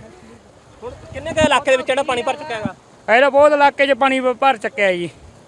ਇੱਧਰ ਸਮਾਨ ਸਾਡਾ ਇਹ ਪਾਣੀ ਨੇ ਆ ਕੇ ਘੇਰ ਲਿਆ ਜੀ। ਅੱਧਾ ਸਮਾਨ ਸਾਡਾ ਰਹਿੰਦਾ ਸੀ, ਸਮਾਨ ਕੱਢਿਆ ਨਹੀਂ ਗਿਆ ਜੀ। ਸਾਡਾ ਅੱਧਾ ਸਮਾਨ ਦੱਬ ਲਿਆ ਜੀ ਪਾਣੀ ਨੇ ਆ ਕੇ। ਹੁਣ ਤੁਹਾਡਾ ਜਿਹੜਾ ਸਮਾਨ ਆ ਤੁਹਾਡੇ ਕਮਰੇ ਦੇ ਵਿੱਚ ਹੀ ਦੱਬ ਕੇ ਰਹਿ ਗਿਆ ਹੈਗਾ? ਹਾਂ ਜੀ, ਉਹਦੇ ਵਿੱਚ ਹੀ ਆ ਜੀ ਸਾਡਾ ਸਮਾਨ ਜੀ। ਅੱਧਾ ਸਮਾਨ ਸਾਡਾ ਵਿੱਚ ਹੀ ਪਿਆ, ਇੱਧਰ ਲੈ ਗਏ ਜੀ ਕੱਢ ਕੇ। ਤੁਸੀਂ ਹਰਿਆਣੇ ਦੇ ਵਿੱਚ ਸਥਿਤ ਹੋਗੇ, ਇਸ ਸਮੇਂ ਪਰ ਹਰਿਆਣੇ ਦੇ ਵਿੱਚ ਸਥਿਤ ਆ। ਸਰਕਾਰ ਵੱਲੋਂ ਕਿਸ ਤਰ੍ਹਾਂ ਦੀ ਜਿਹੜੀ ਤੁਹਾਡੀ ਸਹਾਇਤਾ ਕੀਤੀ ਗਈ ਅਜੇ ਤੱਕ? ਅਜੇ ਤੱਕ ਕੁਛ ਨਹੀਂ ਕੀਤਾ ਗਿਆ ਬਈ ਸਾਡੇ ਕੰਨੀ ਦਾ ਜੀ। ਜਲਾਲਾਬਾਦ ਦੇ ਵਿੱਚ ਸਤਲੁਜ 'ਚ ਡੁੱਬਣ ਕਾਰਨ ਇੱਕ ਵਿਅਕਤੀ ਦੀ ਮੌਤ ਹੋ ਗਈ ਹੈ। ਹੜ੍ਹ ਪ੍ਰਭਾਵਿਤ ਇਲਾਕੇ ਦੇ ਵਿੱਚ ਕਿਸ਼ਤੀ ਦਾ ਇੰਤਜ਼ਾਰ ਕਰ ਰਿਹਾ ਸੀ, ਅਚਾਨਕ ਸਤਲੁਜ ਦੇ ਵਿੱਚ ਪੈਰ ਫਿਸਲ ਗਿਆ। 1 ਸਾਲ ਪਹਿਲਾਂ ਹੀ ਨੌਜਵਾਨ ਦਾ ਵਿਆਹ ਹੋਇਆ ਸੀ। ਬਿਮਾਰੀ ਕਰਕੇ ਭਰਾ ਦੀ ਪਹਿਲਾਂ ਹੀ ਮੌਤ ਹੋ ਚੁੱਕੀ ਸੀ। ਪ੍ਰਸ਼ਾਸਨਿਕ ਅਧਿਕਾਰੀ ਤੇ ਵਿਧਾਇਕ ਜਗਦੀਪ ਕੰਬੋਜ ਨੇ ਹਸਪਤਾਲ ਪਹੁੰਚ ਕੇ ਪਰਿਵਾਰ ਨੂੰ ਦਿਲਾਸਾ ਦਿੱਤਾ। ਹੜ੍ਹ ਦੇ ਇਹਨਾਂ ਮਾੜੇ ਹਾਲਾਤਾਂ ਦਰਮਿਆਨ ਮਦਦ ਦੇ ਹੱਥਾਂ ਦਾ ਵੀ ਜ਼ਿਕਰ ਕਰ ਲੈਂਦੇ ਹਾਂ, ਜਿਵੇਂ ਅਸੀਂ ਰੋਜ਼ਾਨਾ ਹੀ ਕਰਦੇ ਹਾਂ। ਸ਼੍ਰੋਮਣੀ ਗੁਰਦੁਆਰਾ ਪ੍ਰਬੰਧਕ ਕਮੇਟੀ ਦੇ ਵੱਲੋਂ ਹੜ੍ਹ ਪ੍ਰਭਾਵਿਤ ਲੋਕਾਂ ਦੀ ਮਦਦ ਲਈ ਜਿਹੜੀਆਂ ਸੇਵਾਵਾਂ ਕੀਤੀਆਂ ਜਾ ਰਹੀਆਂ ਨੇ, ਉਹਦੇ ਵਿੱਚ ਹੁਣ SGPC ਮੁਲਾਜ਼ਮਾਂ ਨੇ ਆਪਣਾ ਨਿੱਜੀ ਹਿੱਸਾ ਪਾਉਣ ਦਾ ਵੀ ਫੈਸਲਾ ਲਿਆ ਹੈ। SGPC ਦੇ ਸਾਰੇ ਮੁਲਾਜ਼ਮਾਂ ਨੇ ਆਪਣੀ 1 ਦਿਨ ਦੀ ਤਨਖਾਹ ਹੈ ਜਿਹੜੀ ਉਹ ਹੜ੍ਹ ਪੀੜਤਾਂ ਲਈ ਦੇਣ ਦਾ ਫੈਸਲਾ ਲਿਆ। SGPC ਨੇ ਇੱਕ ਖਾਤਾ ਜਨਤਕ ਕਰਕੇ ਸੰਗਤਾਂ ਨੂੰ ਸਹਿਯੋਗ ਕਰਨ ਦੀ ਅਪੀਲ ਵੀ ਕੀਤੀ ਹੈ ਅਤੇ ਸ਼੍ਰੋਮਣੀ ਕਮੇਟੀ ਦੇ ਮੁਲਾਜ਼ਮਾਂ ਨੇ ਪਹਿਲ ਕਦਮੀ ਕੀਤੀ ਹੈ ਕਿ ਉਹ ਆਪਣੀ 1 ਦਿਨ ਦੀ ਤਨਖਾਹ ਜਿਹੜੀ ਉਹ ਇਸ ਖਾਤੇ ਦੇ ਵਿੱਚ ਪਵਾਉਣਗੇ। ਇਸ ਦੇ ਨਾਲ ਹੀ SGPC ਦੇ ਸੇਵਾ ਮੁਕਤ ਮੁਲਾਜ਼ਮਾਂ ਦੀ ਐਸੋਸੀਏਸ਼ਨ ਨੇ ਵੀ 51,000 ਦੀ ਰਾਸ਼ੀ ਦਿੱਤੀ ਹੈ। ਇੱਕ ਸਿੱਖ ਕਥਾਵਾਚਕ ਭਾਈ ਜਸਵਿੰਦਰ ਸਿੰਘ ਸ਼ਹੂਰ ਨੇ ਵੀ 1 ਲੱਖ ਰੁਪਏ ਦਾ ਯੋਗਦਾਨ ਪਾਇਆ। ਜਾਣਕਾਰੀ ਕਮੇਟੀ ਨੇ ਦਿੱਤੀ ਹੈ। ਸਾਡੇ ਸਾਬਕਾ ਸਕੱਤਰ ਸਰਦਾਰ ਜੋਗਿੰਦਰ ਸਿੰਘ, ਇਹਨਾਂ ਨੇ ਸਾਰਿਆਂ ਨੇ ਰਲ ਕੇ ਇੱਥੇ SGPC ਦੇ ਸਾਬਕਾ EMPLOYEES ਨੇ ਇੱਕ ਆਪਣੀ ਐਸੋਸੀਏਸ਼ਨ ਬਣਾਈ ਆ। ਇਹ ਐਸੋਸੀਏਸ਼ਨ ਜਿਹੜੀ ਆ ਇਹ ਕਿਸੇ ਸਾਬਕਾ ਅਧਿਕਾਰੀ ਦੇ ਕੋਈ ਵਿਆਹ ਹੋਵੇ, ਕੋਈ ਉੱਦਾਂ ਉਹਨੂੰ ਕੁਦਰਤੀ ਤੌਰ ਤੇ ਕੋਈ ਬਿਮਾਰੀ ਹੋ ਜਾਏ, ਉਹਦੇ ਵਿੱਚ ਆਪਣਾ ਯੋਗਦਾਨ ਪਾਉਂਦੇ ਆ ਹਮੇਸ਼ਾ ਹੀ। ਪਰ ਅੱਜ ਇਹਨਾਂ ਨੇ 51,000 ਰੁਪਏ ਸ਼੍ਰੋਮਣੀ ਗੁਰਦੁਆਰਾ ਪ੍ਰਬੰਧਕ ਕਮੇਟੀ ਦੇ ਇਸ ਸਮੇਂ ਦੇ ਵਿੱਚ ਆਪਣੀ ਐਕਸ ਸਰਵਿਸ ਇਹ ਸਾਰੀ ਐਸੋਸੀਏਸ਼ਨ ਵੱਲੋਂ ਭੇਟ ਕੀਤੇ ਆ, ਮੈਂ ਸਮੁੱਚੇ ਤੌਰ ਤੇ ਇਹਨਾਂ ਸਾਰਿਆਂ ਦਾ ਧੰਨਵਾਦ ਕਰਦਾ। ਪਟਿਆਲਾ ਜ਼ਿਲ੍ਹੇ ਦੇ ਵਿੱਚ ਹੜ੍ਹਾਂ ਨੇ ਤਬਾਹੀ ਮਚਾਈ ਹੋਈ ਹੈ। ਸਭ ਤੋਂ ਵੱਡੀ ਮਾਰ ਕਿਸਾਨਾਂ ਨੂੰ ਪਈ ਹੈ। ਮੁੱਢਲੀ ਰਿਪੋਰਟ ਮੁਤਾਬਕ 45,000 ਹੈਕਟੇਅਰ ਰਕਬੇ ਦੇ ਵਿੱਚ ਝੋਨੇ ਦੀ ਲੁਆਈ ਮੁੜ ਕਰਨੀ ਪਏਗੀ। ਇਸ ਨਾਲ ਕਿਸਾਨਾਂ ਦਾ ਖਰਚਾ ਕਾਫੀ ਵੱਧ ਜਾਊਗਾ। ਝੋਨਾ ਲਾਉਣ ਦੇ ਲਈ ਪਨੀਰੀ ਦੀ ਕਿੱਲਤ ਦੀ ਵੱਡੀ ਸਮੱਸਿਆ ਵੀ ਬਣੀ ਹੋਈ ਹੈ ਤੇ ਇਸੇ ਦਰਮਿਆਨ ਪੰਜਾਬ ਦੇ ਖੇਤੀਬਾੜੀ ਵਿਭਾਗ ਨੇ ਕਿਸਾਨਾਂ ਨੂੰ ਮੁਫਤ ਬੀਜ ਤੇ ਪਨੀਰੀ ਦੇਣ ਦਾ ਐਲਾਨ ਕਰ ਦਿੱਤਾ ਹੈ। ਨੰਬਰ ਵੀ ਜਾਰੀ ਕਰ ਦਿੱਤੇ ਨੇ ਕਿ ਜੇ ਤੁਸੀਂ ਮੁਫਤ ਪਨੀਰੀ ਤੁਹਾਨੂੰ ਚਾਹੀਦੀ ਹੈ ਤਾਂ ਤੁਸੀਂ ਇਹਨਾਂ ਨੰਬਰਾਂ ਤੇ ਫੋਨ ਕਰ ਸਕਦੇ ਹੋ। ਪੰਜਾਬ ਦੇ ਖੇਤੀਬਾੜੀ ਤੇ ਕਿਸਾਨ ਭਲਾਈ ਵਿਭਾਗ ਦੇ ਡਾਇਰੈਕਟਰ ਦੇ ਵੱਲੋਂ ਨੰਬਰ ਜਾਰੀ ਕੀਤਾ ਗਿਆ ਹੈ। ਝੋਨੇ ਦੀ ਪਨੀਰੀ ਦੇ ਲਈ ਹੈਲਪਲਾਈਨ ਨੰਬਰ ਹੈ 77 106 65725। ਇਸ ਨੰਬਰ ਦੇ ਉੱਤੇ ਤੁਸੀਂ ਜਿਹੜਾ ਹੈਗਾ ਫੋਨ ਕਰ ਸਕਦੇ ਹੋ। ਕੰਟਰੋਲ ਰੂਮ ਨੇ ਜਿਹੜੇ ਉਹ ਹਰ ਜ਼ਿਲ੍ਹੇ ਦੇ ਵਿੱਚ ਸਥਾਪਿਤ ਕਰ ਦਿੱਤੇ ਗਏ ਨੇ, ਜਿਸ ਤੋਂ ਬਾਅਦ ਹਰ ਜ਼ਿਲ੍ਹੇ ਦੇ ਵੱਲੋਂ ਜਿਹੜਾ ਹੈਗਾ ਨੰਬਰ ਜਾਰੀ ਕਰ ਦਿੱਤੇ ਗਏ ਨੇ। ਅਧਿਕਾਰੀਆਂ ਦੇ ਨੰਬਰ ਜਾਰੀ ਕੀਤੇ ਗਏ ਨੇ ਜਿਨ੍ਹਾਂ ਦੇ ਉੱਤੇ ਤੁਸੀਂ ਫੋਨ ਕਰਕੇ ਮਦਦ ਲੈ ਸਕਦੇ ਹੋ। ਲੁਧਿਆਣਾ ਜ਼ਿਲ੍ਹੇ ਦੇ ਪ੍ਰਸ਼ਾਸਨ ਦੇ ਵੱਲੋਂ ਵੀ ਵਿਭਾਗ ਦੇ ਵੱਲੋਂ ਵੀ ਨੰਬਰ ਜਾਰੀ ਕਰ ਦਿੱਤੇ ਗਏ ਨੇ। ਪੰਜਾਬ ਦੇ ਸੂਚਨਾ ਤੇ ਲੋਕ ਸੰਪਰਕ ਮੰਤਰੀ ਚੇਤਨ ਸਿੰਘ ਜੌੜੇ ਮਾਜਰਾ ਨੇ ਪਟਿਆਲਾ ਦੇ ਨਾਲ ਲੱਗਦੇ ਸਮਾਣਾ ਦੇ ਹੜ੍ਹ ਪ੍ਰਭਾਵਿਤ ਪਿੰਡਾਂ ਦਾ ਦੌਰਾ ਕੀਤਾ। ਨਿੱਜੀ ਤੌਰ ਤੇ ਪ੍ਰਭਾਵਿਤ ਖੇਤਰਾਂ ਦਾ ਜਾਇਜ਼ਾ ਲੈਂਦਿਆਂ ਹੜ੍ਹਾਂ ਕਾਰਨ ਲੋਕਾਂ ਨੂੰ ਜਿਹੜੀਆਂ ਦਰਪੇਸ਼ ਮੁਸ਼ਕਲਾਂ ਆ ਰਹੀਆਂ ਨੇ ਉਹਨਾਂ ਬਾਰੇ ਜਾਣਨ ਲਈ ਪਿੰਡ ਵਾਸੀਆਂ ਦੇ ਨਾਲ ਗੱਲਬਾਤ ਕੀਤੀ ਅਤੇ ਦਾਅਵਾ ਕੀਤਾ ਕਿ ਮੁੱਖ ਮੰਤਰੀ ਭਗਵੰਤ ਮਾਨ ਦੇ ਨਿਰਦੇਸ਼ਾਂ ਤੇ ਸਭ ਦੀ ਮਦਦ ਕੀਤੀ ਜਾਵੇਗੀ। ਵਿਰੋਧੀ ਪਾਰਟੀਆਂ ਇਸ ਦਰਮਿਆਨ ਲਗਾਤਾਰ ਸਰਕਾਰ ਨੂੰ ਘੇਰ ਰਹੀਆਂ ਨੇ। ਪੰਜਾਬ ਬੀਜੇਪੀ ਦੇ ਪ੍ਰਧਾਨ ਸੁਨੀਲ ਜਾਖੜ ਨੇ ਮੁੱਖ ਮੰਤਰੀ ਭਗਵੰਤ ਮਾਨ ਤੇ ਵੱਡਾ ਇਲਜ਼ਾਮ ਲਾਉਂਦਿਆਂ ਕਿਹਾ ਕਿ ਮੌਸਮ ਵਿਭਾਗ ਨੇ 4 ਤੇ 6 ਜੁਲਾਈ ਨੂੰ ਆਫਤ ਆਉਣ ਬਾਰੇ ਭਵਿੱਖਬਾਣੀ ਤੇ ਚੇਤਾਵਨੀ ਜਾਰੀ ਕਰ ਦਿੱਤੀ ਸੀ, ਪਰ ਮੁੱਖ ਮੰਤਰੀ ਭਗਵੰਤ ਮਾਨ 9 ਜੁਲਾਈ ਤੱਕ ਵੋਟਾਂ ਮੰਗਣ ਦੇ ਵਿੱਚ ਹੀ ਰੁੱਝੇ ਰਹੇ। ਇਸੇ ਕਰਕੇ ਪੰਜਾਬ 'ਚ ਹੜ੍ਹਾਂ ਨੇ ਤਬਾਹੀ ਮਚਾਈ ਹੈ। ਪੰਜਾਬ ਦੇ ਨਾਲ ਲੱਗਦੇ ਹਰਿਆਣਾ ਦੀ ਗੱਲ ਕਰ ਲਈਏ ਤਾਂ ਸਿਰਸਾ ਨੈਸ਼ਨਲ ਹਾਈਵੇ ਤੇ ਲੋਕਾਂ ਦੇ ਵੱਲੋਂ ਬੰਨ ਬਣਾ ਦਿੱਤਾ ਗਿਆ ਤਾਂ ਜੋ ਸ਼ਹਿਰ ਦੇ ਵਿੱਚ ਘੱਗਰ ਦਾ ਪਾਣੀ ਨਾ ਵੜ ਸਕੇ। ਲੋਕਾਂ ਵੱਲੋਂ ਟਰੈਕਟਰ ਨਾਲ ਸੜਕ ਤੇ ਜ਼ਮੀਨ ਪੱਧਰੀ ਕੀਤੀ ਜਾ ਰਹੀ ਹੈ। ਟਰਾਲੀਆਂ ਦੇ ਵਿੱਚ ਮਿੱਟੀ ਭਰ ਕੇ ਸੜਕ ਦੇ ਉੱਤੇ ਸੁੱਟਦੇ ਦੇਖੇ ਗਏ। ਵੱਡੀ ਗਿਣਤੀ ਵਿੱਚ ਲੋਕਾਂ ਦਾ ਇਕੱਠ ਇੱਥੇ ਦੇਖਿਆ ਗਿਆ। ਬੋਰੀਆਂ 'ਚ ਮਿੱਟੀ ਪਾ ਕੇ ਇੱਕ ਉੱਚਾ ਬੰਨ ਇੱਥੇ ਤਿਆਰ ਕਰ ਦਿੱਤਾ ਗਿਆ। ਸਿਰਸਾ ਜ਼ਿਲ੍ਹੇ ਦੇ ਵਿੱਚ ਹਾਲਾਂਕਿ ਕਈ ਪਿੰਡਾਂ ਦੇ ਵਿੱਚ ਘੱਗਰ ਦਾ ਕਹਿਰ ਹੈ ਜਿਹੜਾ ਉਹ ਵਰ ਵੀ ਰਿਹਾ ਹੈ। ਦਰਜਨਾਂ ਪਿੰਡਾਂ ਦੀ ਹਜ਼ਾਰਾਂ ਕਿੱਲੇ ਫਸਲ ਪਾਣੀ ਵਿੱਚ ਡੁੱਬ ਗਈ ਹੈ। ਪਿੰਡਾਂ ਦੇ ਵਿੱਚ ਤਣਾਅ ਪੈਦਾ ਹੋ ਗਿਆ। ਪਿੰਡਾਂ ਨੂੰ ਪਾਣੀ ਤੋਂ ਬਚਾਉਣ ਲਈ ਪਾਣੀ ਨੂੰ ਖੇਤਾਂ ਵੱਲ ਛੱਡਣ ਨੂੰ ਲੈ ਕੇ ਅੱਧੀ ਦਰਜਨ ਪਿੰਡਾਂ ਦੇ ਲੋਕ ਇੱਥੇ ਆਮੋ ਸਾਹਮਣੇ ਹੋਏ ਨੇ। 3 ਜਣਿਆਂ ਦੇ ਸੱਟਾਂ ਲੱਗਣ ਦੀ ਖਬਰ ਮਿਲੀ ਹੈ। ਜ਼ਿਲ੍ਹਾ ਪ੍ਰਸ਼ਾਸਨ ਨੇ ਹਾਲਾਂਕਿ ਹਾਲਾਤ ਸ਼ਾਂਤੀਪੂਰਨ ਦੱਸੇ ਨੇ। ਪਿੰਡਾਂ ਨੇ ਗਹਾਰ ਲਾਈ। ਪ੍ਰਸ਼ਾਸਨ ਹੜ੍ਹ ਆਏ ਕਾਰਨ ਕੁਛ ਦੇਰੀ ਹੋ ਗਈ, ਬੰਦੇ ਧੱਕਾ ਜ਼ਿਆਦਾ ਕਰਨ ਲੱਗੇ। ਉਸ ਤੋਂ ਬਾਅਦ ਪ੍ਰਸ਼ਾਸਨ ਜਦੋਂ ਆਉਣ ਤੱਕ ਦੋਵੇਂ ਪਿੰਡਾਂ ਦੀ ਤਲਖੀ ਸੀ ਜਿਹੜੀ ਜ਼ਿਆਦਾ ਵੱਧ ਗਈ। ਉਹ 'ਚ ਝਨੀਰ ਦੇ ਲੋਕ ਜ਼ਿਆਦਾ ਹੋਣ ਕਰਕੇ ਚਹਿਲਾਂ ਵਾਲੀ ਕੋਰ ਵਾਲੇ ਨਾਲ ਧੱਕਾ ਕਰਕੇ ਸਾਡੇ ਬੰਦਿਆਂ ਦੇ ਜਿਹੜੀ ਮਾਰ ਕਟਾਈ ਹੋ ਗਈ। ਉਦੋਂ ਬਾਅਦ ਅਸੀਂ ਲੜਨਾ ਨਹੀਂ ਚਾਹੁੰਦੇ ਸੀਗੇ। ਭਾਈਚਾਰਕ ਸਾਂਝ ਹੈ, ਚਲੋ ਆਫਤ ਆਈ ਹੋਈ ਹੈ, ਪਰਮਾਤਮਾ ਨੇ ਭੇਜੀ ਹੈ ਵੀ ਕਦੇ ਵੀ ਕੋਈ ਲੜਾਈ ਨਾ ਹੋਵੇ।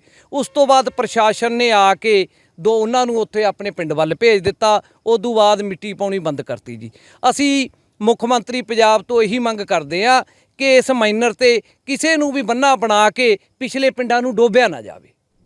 ਸੋ ਹੜ੍ਹ ਜਿਹੜੇ ਇਲਾਕਿਆਂ ਦੇ ਵਿੱਚ ਆਏ ਲੋਕਾਂ ਦੀ ਜ਼ਿੰਦਗੀ ਤਹਿਸ ਨਹਿਸ ਹੋ ਚੁੱਕੀ ਹੈ।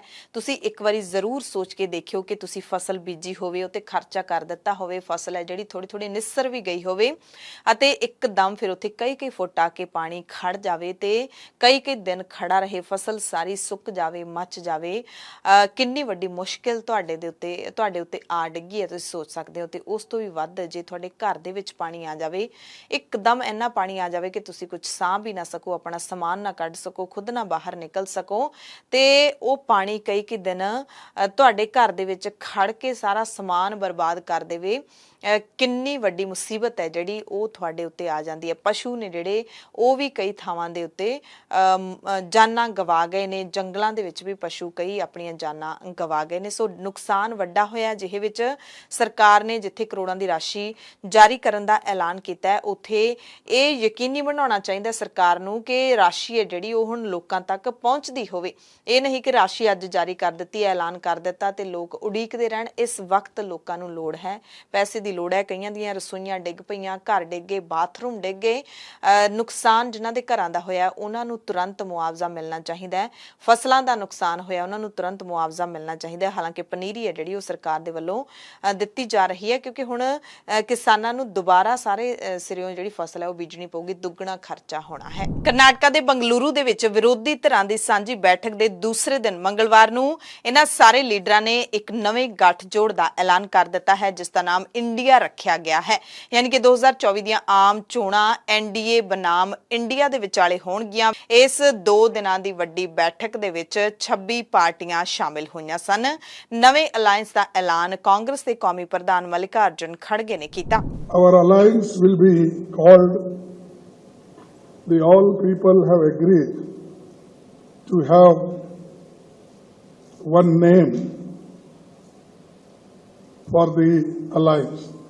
Earlier we worked with UPA.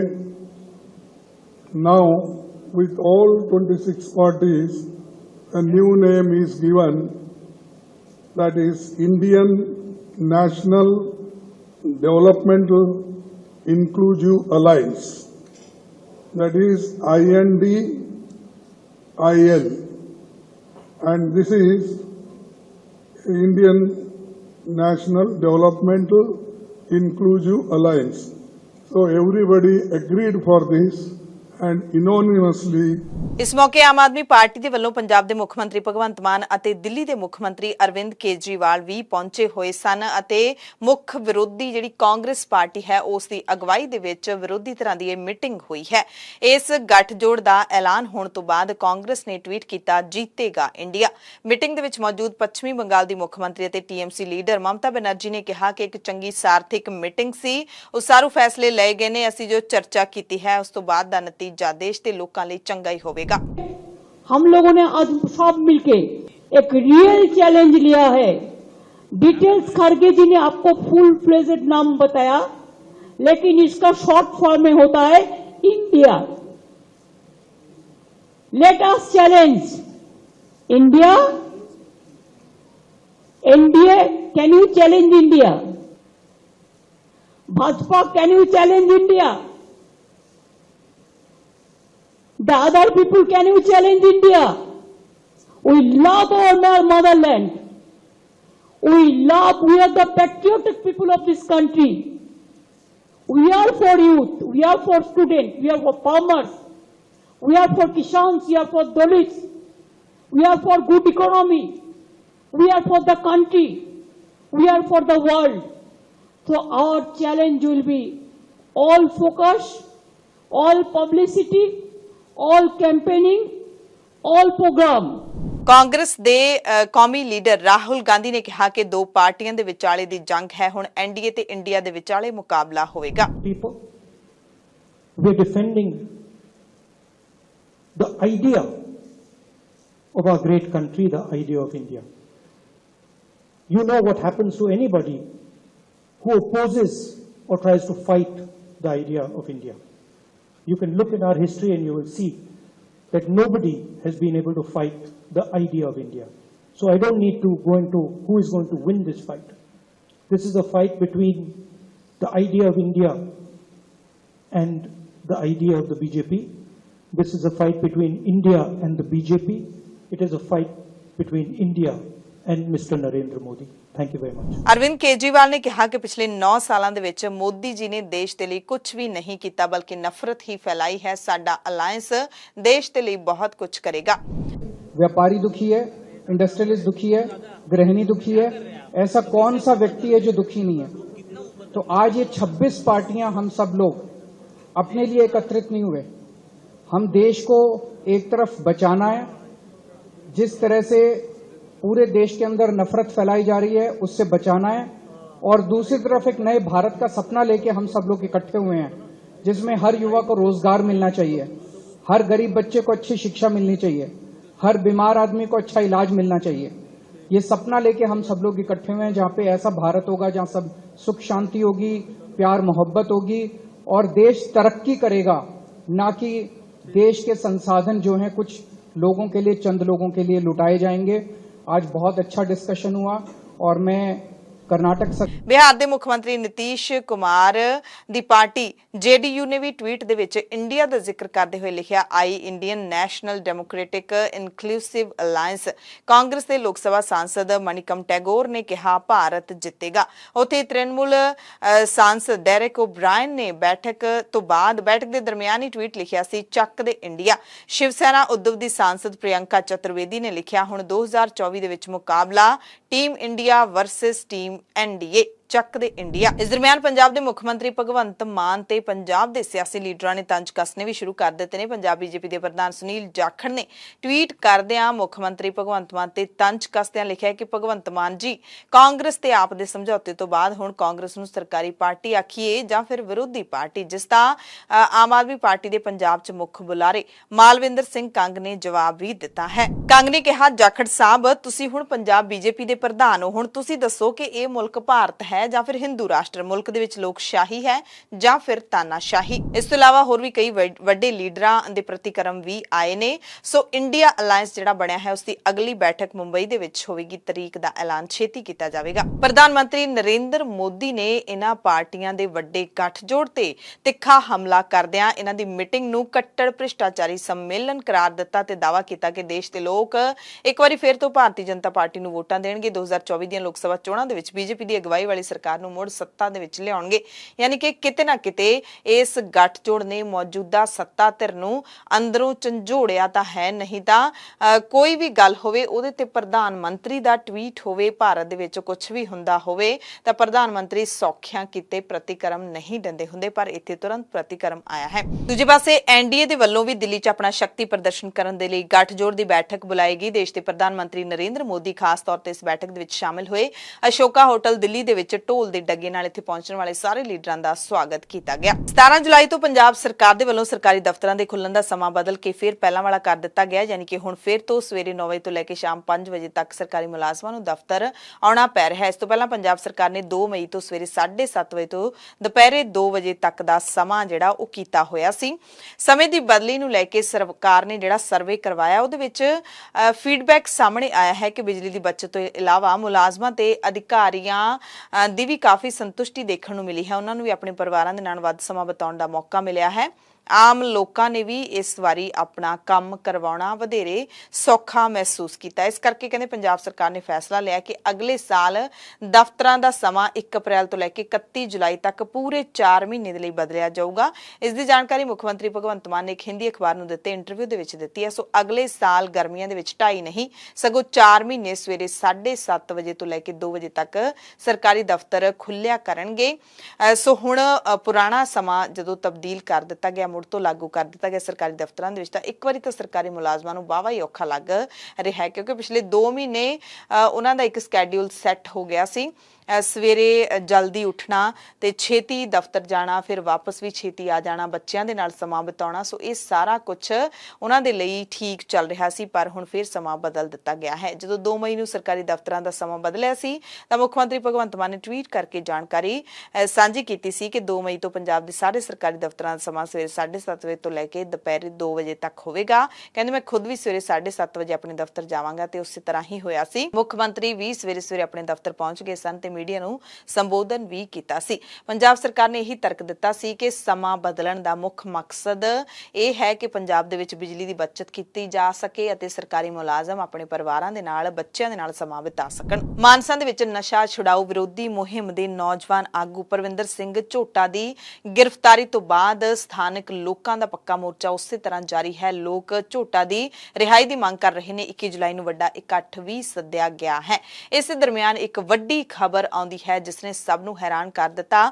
Mansa ਦੇ ਸਰਕਾਰੀ ਹਸਪਤਾਲ ਦੇ ਵਿੱਚ ਪਰਵਿੰਦਰ ਝੋਟਾ ਦਾ ਡੋਪ ਟੈਸਟ ਕੀਤਾ ਗਿਆ, ਜਿਹੜਾ ਕਿ ਪੋਜ਼ਿਟਿਵ ਦੱਸਿਆ ਗਿਆ ਹੈ। ਮੋਰਫਿਨ ਟੈਸਟ ਹੈ ਜਿਹੜਾ ਉਹ ਪੋਜ਼ਿਟਿਵ ਪਾਇਆ ਗਿਆ ਹੈ। ਦਾਅਵਾ ਕੀਤਾ ਗਿਆ ਕਿ ਪਰਵਿੰਦਰ ਝੋਟਾ ਖੁਦ ਵੀ ਨਸ਼ੇ ਲੈਣ ਦਾ ਆਦੀ ਹੈ। ਇਸ ਤੋਂ ਜ਼ਾਹਿਰ ਤੌਰ ਤੇ ਲੋਕ ਨੇ ਜਿਹੜੇ ਉਹ ਹੋਰ ਭੜਕ ਗਏ ਨੇ ਅਤੇ ਪਰਵਿੰਦਰ ਝੋਟਾ ਨੇ ਵੀ ਇਹਨਾਂ ਸਾਰੀਆਂ ਗੱਲਾਂ ਨੂੰ ਨਕਾਰਿਆ ਹੈ। ਇੱਕ ਆਡੀਓ ਸਾਹਮਣੇ ਆਈ ਹੈ ਮਾਨਸਾ ਤੋਂ। ਝੋਟਾ ਦੀ ਟੀਮ ਦੇ ਹੀ ਇੱਕ ਮੈਂਬਰ ਨੇ ਪਰਵਿੰਦਰ ਝੋਟਾ ਦੇ ਨਾਲ ਗੱਲਬਾਤ ਕੀਤੀ ਹੈ। ਉਸ ਨੌਜਵਾਨ ਦੇ ਨਾਲ ਸਾਡੀ ਵੀ ਗੱਲਬਾਤ ਹੋਈ ਹੈ ਤਾਂ ਉਹਨੇ ਦੱਸਿਆ ਕਿ ਜੇਲ੍ਹ ਦੇ ਵਿੱਚੋਂ ਪਰਵਿੰਦਰ ਪਰਵਿੰਦਰ ਝੋਟਾ ਦਾ ਜੇਲ੍ਹ ਦੀ ਐਸਟੀਡੀ ਤੋਂ ਫੋਨ ਆਇਆ ਸੀ ਤੇ ਉਸਨੇ ਕਿਹਾ ਕਿ ਸਰਕਾਰ ਉਸ ਨੂੰ ਬਦਨਾਮ ਕਰਨ ਦੀ ਕੋਸ਼ਿਸ਼ ਕਰ ਰਹੀ ਹੈ। ਪਰਵਿੰਦਰ ਨੇ ਕਿਹਾ ਕਿ ਪ੍ਰਸ਼ਾਸਨ ਡੋਪ ਟੈਸਟ ਨੂੰ ਜਨਤਕ ਕਰੇ ਤਾਂ ਕਿ ਲੋਕਾਂ ਨੂੰ ਪਤਾ ਲੱਗ ਸਕੇ ਕਿ ਟੈਸਟ ਦੇ ਵਿੱਚ ਨਸ਼ਾ ਕਿਹੜਾ ਆਇਆ ਹੈ। ਝੋਟਾ ਨੇ ਪੁਲਿਸ ਤੇ ਦੋਸ਼ ਲਾਉਂਦਾ ਕਿਹਾ ਕਿ ਪੁਲਿਸ ਉਸ ਨੂੰ ਬਦਨਾਮ ਕਰਨ ਦੇ ਲਈ ਉਸ ਨੂੰ ਪਾਣੀ ਵਿੱਚ ਪਾ ਕੇ ਕੁਝ ਵੀ ਪਿਆ ਸਕਦੀ ਹੈ ਤੇ ਝੋਟਾ ਨੇ ਸੁਨੇਹਾ ਦਿੱਤਾ ਸਾਰਿਆਂ ਨੂੰ ਕਿ ਉਹ ਚੜ੍ਹਦੀ ਕਲਾ ਦੇ ਵਿੱਚ ਹੈ, ਮਰਦੇ ਦਮ ਤੱਕ ਨਸ਼ਿਆਂ ਦੇ ਖਿਲਾਫ ਲੜਦਾ ਰਹੇਗਾ। ਇਹਨਾਂ ਨੂੰ ਕਹਿੰਦੇ ਜਾਂਤਿਕ ਕਰੋ ਤੇ ਡੋਪ ਟੈਸਟ ਕੀ ਕੁਝ ਆਇਆ ਉਹ ਵੀ ਸਾਡੇ ਸੈੱਟ 'ਚ ਨਸ਼ਾ ਆਉਂਦਾ ਸਾਡੀ ਬੋਡੀ 'ਚੋਂ ਕੋਈ ਵੀ ਨਾ ਅਸੀਂ ਆਦਾ ਗੱਲ ਕਟਾਵਾਂਗੇ। ਪੁਲਿਸ ਕੋਲੇ ਰਹੇ ਆ ਸਾਰਾ ਦਿਨ, ਪੁਲਿਸ ਕੁਛ ਵੀ ਝੂਠ ਨਾਲ ਪਾ ਸਕਦੀ ਆ। ਨੰਬਰ 2 ਜੇ ਆਪਣੀ ਦੁਕਾਨ ਦੀ ਕੋਈ ਬੁੱਧੀ ਚਲਾਉਂਦੇ ਆ ਉਹ ਤੋਂ ਆਪਾਂ ਨੂੰ ਸ਼ੋਅ ਕਰਨਾ ਪਰ ਕਹਿਣ ਜਾ ਸਕਦੇ ਵੀ ਕਿਹਦੇ ਤੋਂ ਨਸ਼ਾ ਨਾ ਵੇਚ ਨੂੰ। ਆਪਾਂ 4 ਵਾਰ ਬੇਨਤੀ ਕਰਦੇ ਆ ਹੱਥ ਬੰਨ ਕੇ ਤੁਸੀਂ ਵੀ ਨਾਲ ਹੁੰਦੇ ਹੋ ਨਹੀਂ ਟੈਸਟ ਤੁਸੀਂ ਪੁਲਿਸ ਵੀ ਮੰਗੋ। ਜਦੋਂ ਹੁਣ ਆਪਾਂ ਸ਼ਰੇਆਮ ਨਸ਼ੇ ਦੇ ਵਿਰੋਧੀ ਆ ਤੇ ਆਪਾਂ ਕਿਉਂ ਕਰਾਂਗੇ? ਇਹਨਾਂ ਦਾ ਕੰਮ ਆਪਾਂ ਨੂੰ ਬਦਨਾਮ ਕਰਨਾ ਤੇ ਕੱਲ ਨੂੰ ਆਪਾਂ ਬਲਾਤਕਾਰੀ ਵੀ ਪੋਸਟ ਕਰ ਸਕਦੇ ਆ। ਨਾਨਕ ਸਿੰਘ ਕੁਝ ਵੀ ਕਹਿ ਰਿਹਾ ਤਾਂ ਇਹਨੇ ਬਲਾਤਕਾਰ ਕਰਿਆ ਮੇਰੇ ਨਾਲ ਮੁੱਤੀ ਆਪਦੇ ਕਰਵਾਸਣਾ ਵੀ ਮੇਰੇ ਨਾਲ ਬਲਾਤਕਾਰ ਕਰਤਾ ਮੇਰੇ ਨਾਲ ਦਵਾਈ ਕਰਤੀ ਲੋਕੋ ਉੱਥੋਂ ਮੈਨੂੰ ਤਾਂ ਕੋਈ ਗੱਲ ਮਸਲਾ ਸਾਰਾ ਟੱਬਰ ਵੀ ਮਰਵਾ ਲੂਗਾ। ਗੱਲ ਕਰ ਇਹਨਾਂ ਨੂੰ ਹੁਣ ਪੈਰ ਨਾਲ ਜੱਟਾਂ ਦੇ ਹੁਣ ਸ਼ਰੇਆਮ ਸਾਬਤ ਹੋ ਗਈ ਪੁਲਿਸ ਤੇ ਪ੍ਰਸ਼ਾਸਨ ਨਸ਼ਾ ਬਚਾਉਂਦਾ ਆ। ਜੇ ਕੋਈ ਕਮੀ ਕਿਸੇ ਵੀ ਪ੍ਰਕਾਰ ਦੀ ਆਉਂਦੀ ਅਸਤਾ ਗੱਲ ਕਟਵਾਉਣ ਨੂੰ ਤਿਆਰ ਆ ਮੈਂ ਜਾਂ ਮੇਰੀ ਪੂਰੀ ਟੀਮ ਜਿਹੜੇ ਦੱਸ ਦਿੰਦੇ ਆ। ਤੇ ਜਿਹੜੀ ਮੋਰਫਿਨ ਪਰਵਿੰਦਰ ਝੋਟਾ ਦੇ ਸਰੀਰ ਦੇ ਵਿੱਚ ਪਾਈ ਗਈ ਹੈ ਇਸ ਡੋਪ ਟੈਸਟ ਦੇ ਵਿੱਚ ਉਹ ਖਾਸ ਤੌਰ ਤੇ ਪੇਨ ਰਿਲੀਫ ਦੇ ਲਈ ਵਰਤੀ ਜਾਂਦੀ ਹੈ ਅਤੇ ਜਿਹੜਾ ਹੈਗਾ ਅਫੀਮ ਦਾ ਪੌਦਾ ਹੁੰਦਾ ਹੈ ਉਹਦੇ ਵਿੱਚੋਂ ਇਹ ਮਿਲਦੀ ਹੈ। ਉਹਦੇ ਵਿੱਚੋਂ ਪਦਾਰਥ ਲੈ ਕੇ ਮੋਰਫਿਨ ਹੈ ਜਿਹੜੀ ਉਹ ਬਣਾਈ ਜਾਂਦੀ ਹੈ। ਉਹ ਦੱਸਿਆ ਗਿਆ ਕਿ ਪਰਵਿੰਦਰ ਝੋਟਾ ਦੇ ਸਰੀਰ ਦੇ ਵਿੱਚ ਪੋਜ਼ਿਟਿਵ ਆਈ ਹੈ। ਇਸ ਦਰਮਿਆਨ ਝੋਟਾ ਦੀ ਡੋਪ ਟੈਸਟ ਰਿਪੋਰਟ ਹੈ ਜਿਹੜੀ ਉਹ ਵੀ ਜਨਤਕ ਹੋ ਜਾਂਦੀ ਹੈ। ਰਿਪੋਰਟ ਤੁਸੀਂ ਸਕਰੀਨ ਦੇ ਉੱਤੇ ਦੇਖ ਸਕਦੇ ਹੋ। Punjab health systems corporation civil ਹਸਪਤਾਲ ਮਾਨਸਾ ਦੀ ਇਹ ਰਿਪੋਰਟ ਹੈ ਜਿਸ ਤੇ ਸੀਨੀਅਰ ਡਾਕਟਰਾਂ ਦੇ ਹਸਤਾਖਰ ਕੀਤੇ ਹੋਏ ਨੇ। ਪਹਿਲੇ ਨੰਬਰ ਤੇ ਹੀ ਮੋਰਫਿਨ ਦਾ ਨਾਮ ਲਿਖਿਆ ਹੋਇਆ ਹੈ, ਪੋਜ਼ਿਟਿਵ ਪਾਈ ਗਈ ਹੈ। ਉਸ ਤੋਂ ਬਾਅਦ ਜਿੰਨੀਆਂ 9 ਦਵਾਈਆਂ ਨੇ ਜਿਹੜੀਆਂ ਕਿ ਡਰੱਗ ਦੇ ਲਿਹਾਜ਼ ਦੇ ਨਾਲ ਵਰਤੀਆਂ ਜਾਂਦੀਆਂ ਨੇ ਉਹਨਾਂ ਸਾਰਿਆਂ ਤੇ ਲਿਖਿਆ ਹੈ ਕਿ ਰੈਸਟ ਆਲ ਆਰ ਨੈਗੇਟਿਵ, ਯਾਨੀ ਕਿ ਹੋਰ ਕੋਈ ਵੀ ਕਿਸੇ ਵੀ ਦਵਾਈ ਦੀ ਮੌਜੂਦਗੀ ਹੈ ਜਿਹੜੀ ਕਿਸੇ ਵੀ ਨਸ਼ੇ ਦੀ ਮੌਜੂਦਗੀ ਉਹ ਪਰਵਿੰਦਰ ਝੋਟਾ ਦੇ ਸਰੀਰ ਦੇ ਵਿੱਚ ਨਹੀਂ ਪਾਈ ਗਈ। ਖੈਰ ਝੋਟਾ ਨੇ ਇਸ ਜਿਹੜੀ ਰਿਪੋਰਟ ਹੈ ਉਸ ਨੂੰ ਗਲਤ ਦੱਸਿਆ ਹੈ। ਪਰਵਿੰਦਰ ਝੋਟਾ ਦੇ ਖਿਲਾਫ ਇਸ ਤੋਂ ਪਹਿਲਾਂ 2 ਪਰਚੇ ਦਰਜ ਹੋ ਚੁੱਕੇ ਨੇ। ਮਾਨਸਾ ਪੁਲਿਸ ਦੇ ਵੱਲੋਂ ਅਤੇ ਬਠਿੰਡਾ ਦੇ ਮੌੜ ਦੇ ਵਿੱਚ ਪਰਚਾ ਦਰਜ ਕੀਤਾ ਗਿਆ ਹੈ। ਪੰਜਾਬ ਪੁਲਿਸ ਇਹੀ ਬਿਆਨ ਦੇ ਰਹੀ ਹੈ ਕਿ ਪਰਵਿੰਦਰ ਝੋਟਾ ਨੇ ਜਿਹੜਾ ਨਸ਼ਾ ਤਸਕਰ ਕਹਿ ਕੇ ਜਿਸ ਦੇ ਖਿਲਾਫ ਇਲਜ਼ਾਮ ਲਾਏ ਸਨ, ਮਾਨਸਾ ਦਾ ਜਿਹੜਾ ਮੈਡੀਕਲ ਸਟੋਰ ਚਲਾਉਣ ਵਾਲਾ ਵਿਅਕਤੀ ਹੈ ਉਸ ਕੋਲੋਂ ਕਹਿੰਦੇ ਕੁਝ ਵੀ ਨਸ਼ੇ ਵਾਲੀ ਚੀਜ਼ ਹੈ ਉਹ ਨਹੀਂ ਮਿਲੀ ਹੈ। ਆਮ ਜਿਹੜੀਆਂ ਗੋਲੀਆਂ ਹੁੰਦੀਆਂ ਨੇ ਉਹ ਪਾਈਆਂ ਗਈਆਂ ਨੇ ਤੇ ਬਿਨਾਂ ਮਤਲਬ ਕਹਿੰਦੇ ਝੋਟੇ ਨੇ ਉਸ ਦੇ ਗਲ 'ਚ ਹਾਰ ਪਾ ਕੇ ਉਸ ਦੀ ਪੂਰੇ ਸ਼ਹਿਰ ਦੇ ਵਿੱਚ ਬੇਇੱਜ਼ਤੀ ਕੀਤੀ ਤੇ ਉਸ ਤੋਂ ਬਦਨਾਮ ਹੋ ਕੇ ਉਸ ਵਿਅਕਤੀ ਨੇ ਖੁਦਕੁਸ਼ੀ ਕਰਨ ਦੀ ਕੋਸ਼ਿਸ਼ ਕੀਤੀ ਤੇ ਝੋਟਾ ਉਸ ਦਾ ਜ਼ਿੰਮੇਦਾਰ ਹੈ। ਇਸ ਕਰਕੇ ਪਰਵਿੰਦਰ ਨੂੰ ਗ੍ਰਿਫਤਾਰ ਕੀਤਾ ਗਿਆ ਹੈ। ਤੇ ਜਿਹੜਾ ਬਠਿੰਡੇ ਦੇ ਵਿੱਚ ਪਰਚਾ ਦਰਜ ਕੀਤਾ ਗਿਆ ਹੈ, ਮੌੜ ਤੋਂ ਸ਼ਿਕਾਇਤ ਕੀਤੀ ਇੱਕ ਲੜਕੀ ਨੇ ਕਿ ਝੋਟੇ ਨੇ ਉਸਦੇ ਘਰ 'ਚ ਦਾਖਲ ਹੋ ਕੇ ਉਸਦੀ ਕੁੱਟਮਾਰ ਕੀਤੀ। ਦਰਅਸਲ ਪਤਾ ਲੱਗਿਆ ਸੀ ਕਿ ਇਸ ਔਰਤ ਤੇ ਨਸ਼ਾ ਤਸਕਰੀ ਦਾ ਜਿਹੜਾ ਸ਼ੱਕ ਸੀ ਉਸ ਸ਼ੱਕ ਦੇ ਵਿੱਚ ਝੋਟੇ ਨੇ ਇਸਦੀ ਕੁੱਟਮਾਰ ਕੀਤੀ ਹੈ। ਸੱਚਾਈ ਕੀ ਹੈ ਇਹ ਤਾਂ ਹੁਣ ਔਰਤ ਵੀ ਚੰਗੀ ਤਰ੍ਹਾਂ ਜਾਣਦੀ ਹੋਏਗੀ ਤੇ ਉਸਦੇ ਨਾਲ ਤਲਕਤ ਰੱਖਣ ਵਾਲੇ ਬੰਦੇ ਵੀ ਜਾਣਦੇ ਹੋਣਗੇ। ਸੋ ਪਰਵਿੰਦਰ ਝੋਟਾ ਦੀ ਗ੍ਰਿਫਤਾਰੀ ਦੇ ਖਿਲਾਫ ਸ਼੍ਰੀ ਅਕਾਲ ਤਖਤ ਸਾਹਿਬ ਤੋਂ ਲੈ ਕੇ ਤਖਤ ਸ੍ਰੀ ਦਮਦਮਾ ਸਾਹਿਬ ਦੇ ਜਥੇਦਾਰ ਗਿਆਨੀ ਹਰਪ੍ਰੀਤ ਸਿੰਘ SGPC ਸਭ ਨੇ ਨਿਖੇਧੀ ਕੀਤੀ ਹੈ ਤੇ ਸਾਰੇ ਰਿਹਾਈ ਦੀ ਮੰਗ ਕਰ ਰਹੇ ਨੇ। ਪੰਜਾਬ ਸਰਕਾਰ ਦੇ ਵੱਲੋਂ ਪੋਸਟ ਮੈਟ੍ਰਿਕ ਸਕਾਲਰਸ਼ਿਪ ਸਕੀਮ ਦੇ ਅਧੀਨ 183 ਕਰੋੜ ਰੁਪਏ ਸਕੀਮ ਦੇ SNA ਖਾਤੇ ਦੇ ਵਿੱਚ ਜਾਰੀ ਕੀਤੇ ਗਏ ਨੇ। ਸਮਾਜਿਕ ਨਿਆਂ, ਅਧਿਕਾਰਤਾ ਤੇ ਘੱਟ ਗਿਣਤੀ ਮੰਤਰੀ ਡਾਕਟਰ ਬਲਜੀਤ ਕੌਰ ਨੇ ਕਿਹਾ ਕਿ ਭਾਰਤ ਸਰਕਾਰ ਵੱਲੋਂ ਸਕਾਲਰਸ਼ਿਪ ਸਕੀਮ ਦੇ ਤਹਿਤ 2016-17 ਤੱਕ ਹੀ ਰਾਸ਼ੀ ਜਾਰੀ ਕੀਤੀ ਗਈ ਸੀ ਤੇ 17-18 ਤੋਂ 19-20 ਤੱਕ ਸਕਾਲਰਸ਼ਿਪ ਦੀ ਰਾਸ਼ੀ ਕੇਂਦਰ ਸਰਕਾਰ ਦੇ ਵੱਲੋਂ ਜਾਰੀ ਕੀਤੀ ਨਾ ਜਾਣ ਕਰਕੇ ਬਹੁਤ ਸਾਰੇ ਵਿਦਿਆਰਥੀਆਂ ਨੂੰ ਮੁਸ਼ਕਲਾਂ ਦਾ ਸਾਹਮਣਾ ਕਰਨਾ ਪਿਆ। ਮੰਤਰੀ ਨੇ ਦੱਸਿਆ ਕਿ ਸੂਬਾ ਸਰਕਾਰ ਦੇ ਵੱਲੋਂ ਵਿਦਿਆਰਥੀਆਂ ਦੀਆਂ ਸਮੱਸਿਆਵਾਂ ਨੂੰ ਧਿਆਨ 'ਚ ਰੱਖਦੇ ਹੋਏ ਪ੍ਰਾਈਵੇਟ ਤੇ ਸਰਕਾਰੀ ਸਹਾਇਤਾ ਪ੍ਰਾਪਤ ਸੰਸਥਾਵਾਂ ਦੀ 2017-18 ਤੇ 19-20 ਤੱਕ ਦੀ ਫੀਸ 40% ਦੀ ਰਾਸ਼ੀ ਨੂੰ ਰਿਲੀਜ਼ ਕਰਨ ਦਾ ਫੈਸਲਾ ਲਿਆ ਗਿਆ। ਵਿੱਤ ਵਿਭਾਗ ਵੱਲੋਂ ਲਗਭਗ 1900 ਸੰਸਥਾਵਾਂ ਦਾ ਆਡਿਟ ਕੀਤਾ ਗਿਆ ਸੀ। ਆਡਿਟ ਕਰਨ ਉਪਰੰਤ ਇਤਰਾਜ਼ਯੋਗ ਰਾਸ਼ੀ ਨੂੰ ਕੱਟ ਕੇ ਇਹਨਾਂ ਸਾਰੀਆਂ ਸੰਸਥਾਵਾਂ ਨੂੰ 40% ਦੀ ਅਦਾਇਗੀ ਕੀਤੀ ਜਾ ਰਹੀ ਹੈ। ਚੰਡੀਗੜ੍ਹ ਦੇ ਵਿੱਚ ਹਰਿਆਣਾ ਨੂੰ ਵਿਧਾਨ ਸਭਾ ਲਈ ਦਿੱਤੀ ਜਾਣ ਵਾਲੀ ਜ਼ਮੀਨ ਦਾ ਸ਼੍ਰੋਮਣੀ ਅਕਾਲੀ ਦਲ ਨੇ ਇੱਕ ਵਾਰੀ ਫਿਰ ਤੋਂ ਵਿਰੋਧ ਕੀਤਾ ਹੈ। ਡਾਕਟਰ ਦਲਜੀਤ ਸਿੰਘ ਚੀਮਾ ਨੇ ਮੁੱਖ ਮੰਤਰੀ ਭਗਵੰਤ ਮਾਨ ਨੂੰ ਸੁਨੇਹਾ ਭੇਜਦਿਆਂ ਕਿਹਾ ਕਿ CM ਨੂੰ ਚਾਹੀਦਾ ਸੀ ਕਿ ਪੰਜਾਬ ਦੀਆਂ ਸਾਰੀਆਂ ਪਾਰਟੀਆਂ ਨੂੰ ਨਾਲ ਲੈ ਕੇ ਇਸ ਫੈਸਲੇ ਦਾ ਵਿਰੋਧ ਕਰਦੇ ਕਰਦੇ, ਧਰਨੇ ਲਾਉਂਦੇ, ਪਰ ਭਗਵੰਤ ਮਾਨ ਤਾਂ ਸਿੱਖਾਂ ਦੇ ਮੁੱਦਿਆਂ ਦੇ ਵਿੱਚ ਫालतू ਦਖਲਅੰਦਾਜ਼ੀ ਕਰਦੇ ਰਹਿੰਦੇ ਨੇ, ਪਰ ਕੰਮ ਦਾ ਕੰਮ ਹੈ ਜਿਹੜਾ ਉਹ ਨਹੀਂ ਕਰਦੇ। ਕਹਿੰਦੇ ਮੁੱਖ ਮੰਤਰੀ ਭਗਵੰਤ ਮਾਨ ਨੂੰ ਕਰਨਾ ਤਾਂ ਇਹ ਚਾਹੀਦਾ ਸੀ ਕਿ ਪੰਜਾਬ ਦੇ ਰਾਜਪਾਲ ਨੂੰ ਚਿੱਠੀ ਲਿਖ ਕੇ ਇਹ ਕਹਿੰਦੇ ਕਿ ਹਰਿਆਣਾ ਨੂੰ ਚੰਡੀਗੜ੍ਹ ਦੇ ਵਿੱਚ ਜ਼ਮੀਨ ਨਾ ਦਿੱਤੀ ਜਾਵੇ, ਪਰ ਕਹਿੰਦੇ ਭਗਵੰਤ ਮਾਨ ਤਾਂ ਗੁਰਬਾਣੀ ਪ੍ਰਸਾਰਣ ਦੇ ਮਸਲੇ ਦੇ ਪਿੱਛੇ ਹੀ ਪਏ ਹੋਏ ਨੇ, ਚਿੱਠੀਆਂ ਹੀ ਜਾਰੀ ਕਰੀ ਜਾ ਰਹੇ ਨੇ, ਉਸ ਮੁੱਦੇ ਦੇ ਉੱਤੇ ਕੰਮ ਦਾ ਕੰਮ ਨਹੀਂ ਕਰਦੇ। ਜਿਹੜਾ ਅਸਲੀ ਕੰਮ ਮੁੱਖ ਮੰਤਰੀ ਸਾਹਿਬ ਨੂੰ ਕਰਨਾ ਚਾਹੀਦਾ ਸੀ ਕਿ ਚੰਡੀਗੜ੍ਹ ਦੇ ਵਿੱਚ ਹਰਿਆਣੇ ਨੂੰ ਵੱਖਰੀ ਜ਼ਮੀਨ ਦੀਆਂ ਸਾਜ਼ਿਸ਼ਾਂ ਘੜੀਆਂ ਜਾ ਰਹੀਆਂ। ਮੁੱਖ ਮੰਤਰੀ ਸਾਹਿਬ ਨੂੰ ਵੀ ਪਤਾ, ਕਿਉਂਕਿ ਜਿਹੜੀ ਪਿਛਲੇ ਸਾਲ ਜੈਪੁਰ ਦੇ ਵਿੱਚ ਮੀਟਿੰਗ ਹੋਈ ਸੀ ਗ੍ਰਹਿ ਮੰਤਰੀ ਦੀ ਹਾਜ਼ਰੀ ਦੇ ਵਿੱਚ, ਜਿੱਥੇ ਅਰਵਿੰਦ ਕੇਜਰੀਵਾਲ ਵੀ ਸੀ, ਸਾਡੇ ਮੁੱਖ ਮੰਤਰੀ ਦੀ ਥਾਂ ਤੇ ਵਿੱਤ ਮੰਤਰੀ ਸਨ, ਹੋਰ ਸੂਬਿਆਂ ਦੇ ਗਵਰਨਰ ਤੇ ਮੁੱਖ ਮੰਤਰੀ ਸਨ, ਉੱਥੇ ਸਹਿਮਤੀ ਦੇ ਕੇ ਆਏ ਸੀ ਕਿ ਪੰਜਾਬ ਤੇ ਹਰਿਆਣਾ ਦੇ ਜਿਹੜੇ ਪੁਰਾਣੇ ਮੁੱਦੇ ਆ ਉੱਤੇ ਦੁਬਾਰਾ ਗੱਲ ਕਰਾਂਗੇ, ਜਿਹੜਾ ਕਿ ਗਲਤ ਸੀ, ਪੰਜਾਬ ਨਾਲ ਧੋਖਾ ਸੀ। ਅੱਜ ਉਹਦੇ ਤਹਿਤ ਹਰਿਆਣੇ ਨੂੰ ਵੱਖਰੀ ਜ਼ਮੀਨ ਚੰਡੀਗੜ੍ਹ ਦੇ ਵਿੱਚ ਦੇ ਕੇ ਸਾਡਾ ਜਿਹੜਾ ਚੰਡੀਗੜ੍ਹ ਦੇ ਉੱਤੇ ਆਪਣਾ ਹੱਕ ਸੀ ਉਹ ਖਤਮ ਕੀਤਾ ਜਾਵੇ। ਮੁੱਖ ਮੰਤਰੀ ਨੂੰ ਚਾਹੀਦਾ ਸੀ ਚਿੱਠੀ ਤਾਂ ਇਹ ਲਿਖਦੇ, ਪ੍ਰੋਟੈਸਟ ਕਰਦੇ, ਪੰਜਾਬ ਦੀਆਂ ਬਾਕੀ ਪਾਰਟੀਆਂ ਨਾਲ ਗੱਲ ਕਰਕੇ ਇਹਦੇ ਉੱਤੇ ਵੱਡੀ ਮੂਵਮੈਂਟ ਕ੍ਰੀਏਟ ਕਰਦੇ। ਚੰਡੀਗੜ੍ਹ ਦਾ ਚੇਤਾ ਨਹੀਂ, ਉਹ ਕੇਜਰੀਵਾਲ ਸਾਹਿਬ ਤੋਂ ਡਰਦੇ ਆ ਕਿਉਂਕਿ ਹਰਿਆਣੇ ਦੇ ਵਿੱਚ ਇਲੈਕਸ਼ਨਾਂ ਦੇ ਵਿੱਚ ਫਾਇਦਾ ਲੈਣਾ, ਉੱਥੇ ਚੁੱਪ ਕੀਤੇ ਆ ਤੇ ਇਹੋ ਜਿਹੀਆਂ ਗੱਲਾਂ ਦੇ ਉੱਤੇ, ਹਾਸੋਹੀਣੀਆਂ ਗੱਲਾਂ ਦੇ ਉੱਤੇ ਚਿੱਠੀਆਂ ਲਿਖ ਰਹੇ ਆ। ਮੁੱਖ ਮੰਤਰੀ ਸਾਹਿਬ ਨੂੰ ਅਸਲੀ ਇਸ਼ੂ ਜਿਹੜਾ ਚੰਡੀਗੜ੍ਹ ਦਾ, ਉਹਦੇ ਤੇ ਕੇਂਦਰ ਨੂੰ ਵੀ ਤੇ ਗਵਰਨਰ ਸਾਹਿਬ ਨੂੰ ਵੀ, ਜਿਹੜੇ ਪ੍ਰਸ਼ਾਸਕ ਨੇ ਚੰਡੀਗੜ੍ਹ ਦੇ, ਉਹਦੇ ਤੇ ਲਿਖਣਾ ਚਾਹੀਦਾ। ਆ ਦੂਜੀਆਂ ਗੱਲਾਂ ਦੇ ਵਿੱਚ ਟਾਈਮ ਵੇਸਟ ਨਹੀਂ ਕਰਨਾ। ਸ਼੍ਰੋਮਣੀ ਅਕਾਲੀ ਦਲ ਦੇ ਪ੍ਰਧਾਨ ਸੁਖਬੀਰ ਸਿੰਘ ਬਾਦਲ ਨੂੰ ਵੱਡੀ ਰਾਹਤ ਮਿਲੀ ਹੈ। ਅਦਾਲਤ ਦੇ ਵੱਲੋਂ ਸੁਖਬੀਰ ਬਾਦਲ ਨੂੰ 10 ਦਿਨਾਂ ਦੇ ਲਈ ਵਿਦੇਸ਼ ਜਾਣ ਦੀ ਇਜਾਜ਼ਤ ਮਿਲ ਗਈ ਹੈ। ਬਰਗਾੜੀ ਬੇਅਦਬੀ ਕਾਂਡ ਨਾਲ ਸੰਬੰਧਿਤ ਕੋਟਪੂਰਾ ਗੋਲੀ ਕਾਂਡ ਦੀ ਸੁਣਵਾਈ ਫਰੀਦਕੋਟ ਅਦਾਲਤ ਵਿੱਚ ਹੋਈ। ਇਸ ਮਾਮਲੇ ਵਿੱਚ ਮੁਲਜ਼ਮ ਸੁਖਬੀਰ ਸਿੰਘ ਬਾਦਲ ਨੇ ਅਦਾਲਤ ਤੋਂ ਵਿਦੇਸ਼ ਜਾਣ ਦੇ ਲਈ 10 ਦਿਨਾਂ ਦੀ ਇਜਾਜ਼ਤ ਮੰਗੀ ਸੀ। ਸਿੱਟ ਨੇ ਵਿਰੋਧ ਕੀਤਾ ਸੀ। ਇਸ ਦੇ ਬਾਵਜੂਦ ਜਿਹੜਾ ਕਾਰਨ ਸੁਣਦੇ ਹੋਏ JMIC ਦੀ ਅਦਾਲਤ ਨੇ ਸੁਖਬੀਰ ਬਾਦਲ ਨੂੰ ਸ਼ਰਤਾਂ ਤਹਿਤ 10 ਦਿਨ ਦੇ ਲਈ ਵਿਦੇਸ਼ ਜਾਣ ਦੀ ਇਜਾਜ਼ਤ ਦੇ ਦਿੱਤੀ ਹੈ। ਦਰਅਸਲ ਸੁਖਬੀਰ ਸਿੰਘ ਬਾਦਲ ਨੇ ਵਿਦੇਸ਼ ਦੇ ਵਿੱਚ ਆਪਣੀ ਧੀ ਦੇ ਗ੍ਰੈਜੂਏਸ਼ਨ ਸਮਾਰੋਹ ਦੇ ਵਿੱਚ ਸ਼ਾਮਲ ਹੋਣ ਦੀ ਆਗਿਆ ਮੰਗੀ ਸੀ। ਕੋਟਕਪੂਰਾ ਗੋਲੀकांड ਮਾਮਲੇ ਵਿੱਚ 2 ਪਰਚੇ ਦਰਜ ਕੀਤੇ ਗਏ ਨੇ। ਇਸ ਮਾਮਲੇ ਦੇ ਵਿੱਚ ADGP LK ਯਾਦਵ ਤੇ SSP ਬਠਿੰਡਾ ਗੁਲਨੀਤ ਸਿੰਘ ਖੁਰਾਣਾ ਦੀ ਅਗਵਾਈ ਵਾਲੀ ਸਿੱਟ ਨੇ ਸਾਬਕਾ ਮੁੱਖ ਮੰਤਰੀ ਪ੍ਰਕਾਸ਼ ਸਿੰਘ ਬਾਦਲ ਦੀ ਮੌਤ ਤੋਂ ਇੱਕ ਦਿਨ ਪਹਿਲਾਂ 2400 ਪੰਨਿਆਂ ਦਾ ਸਪਲੀਮੈਂਟਰੀ ਚਲਾਨ ਪੇਸ਼ ਕੀਤਾ ਸੀ। ਇਸ ਤੋਂ ਪਹਿਲਾਂ 24 ਫਰਵਰੀ 2022 ਨੂੰ ਫਰੀਦਕੋਟ ਅਦਾਲਤ ਦੇ ਵਿੱਚ 7000 ਪੰਨਿਆਂ ਦੀ ਚਾਰਜਸ਼ੀਟ ਵੀ ਦਾਇਰ ਕੀਤੀ ਸੀ।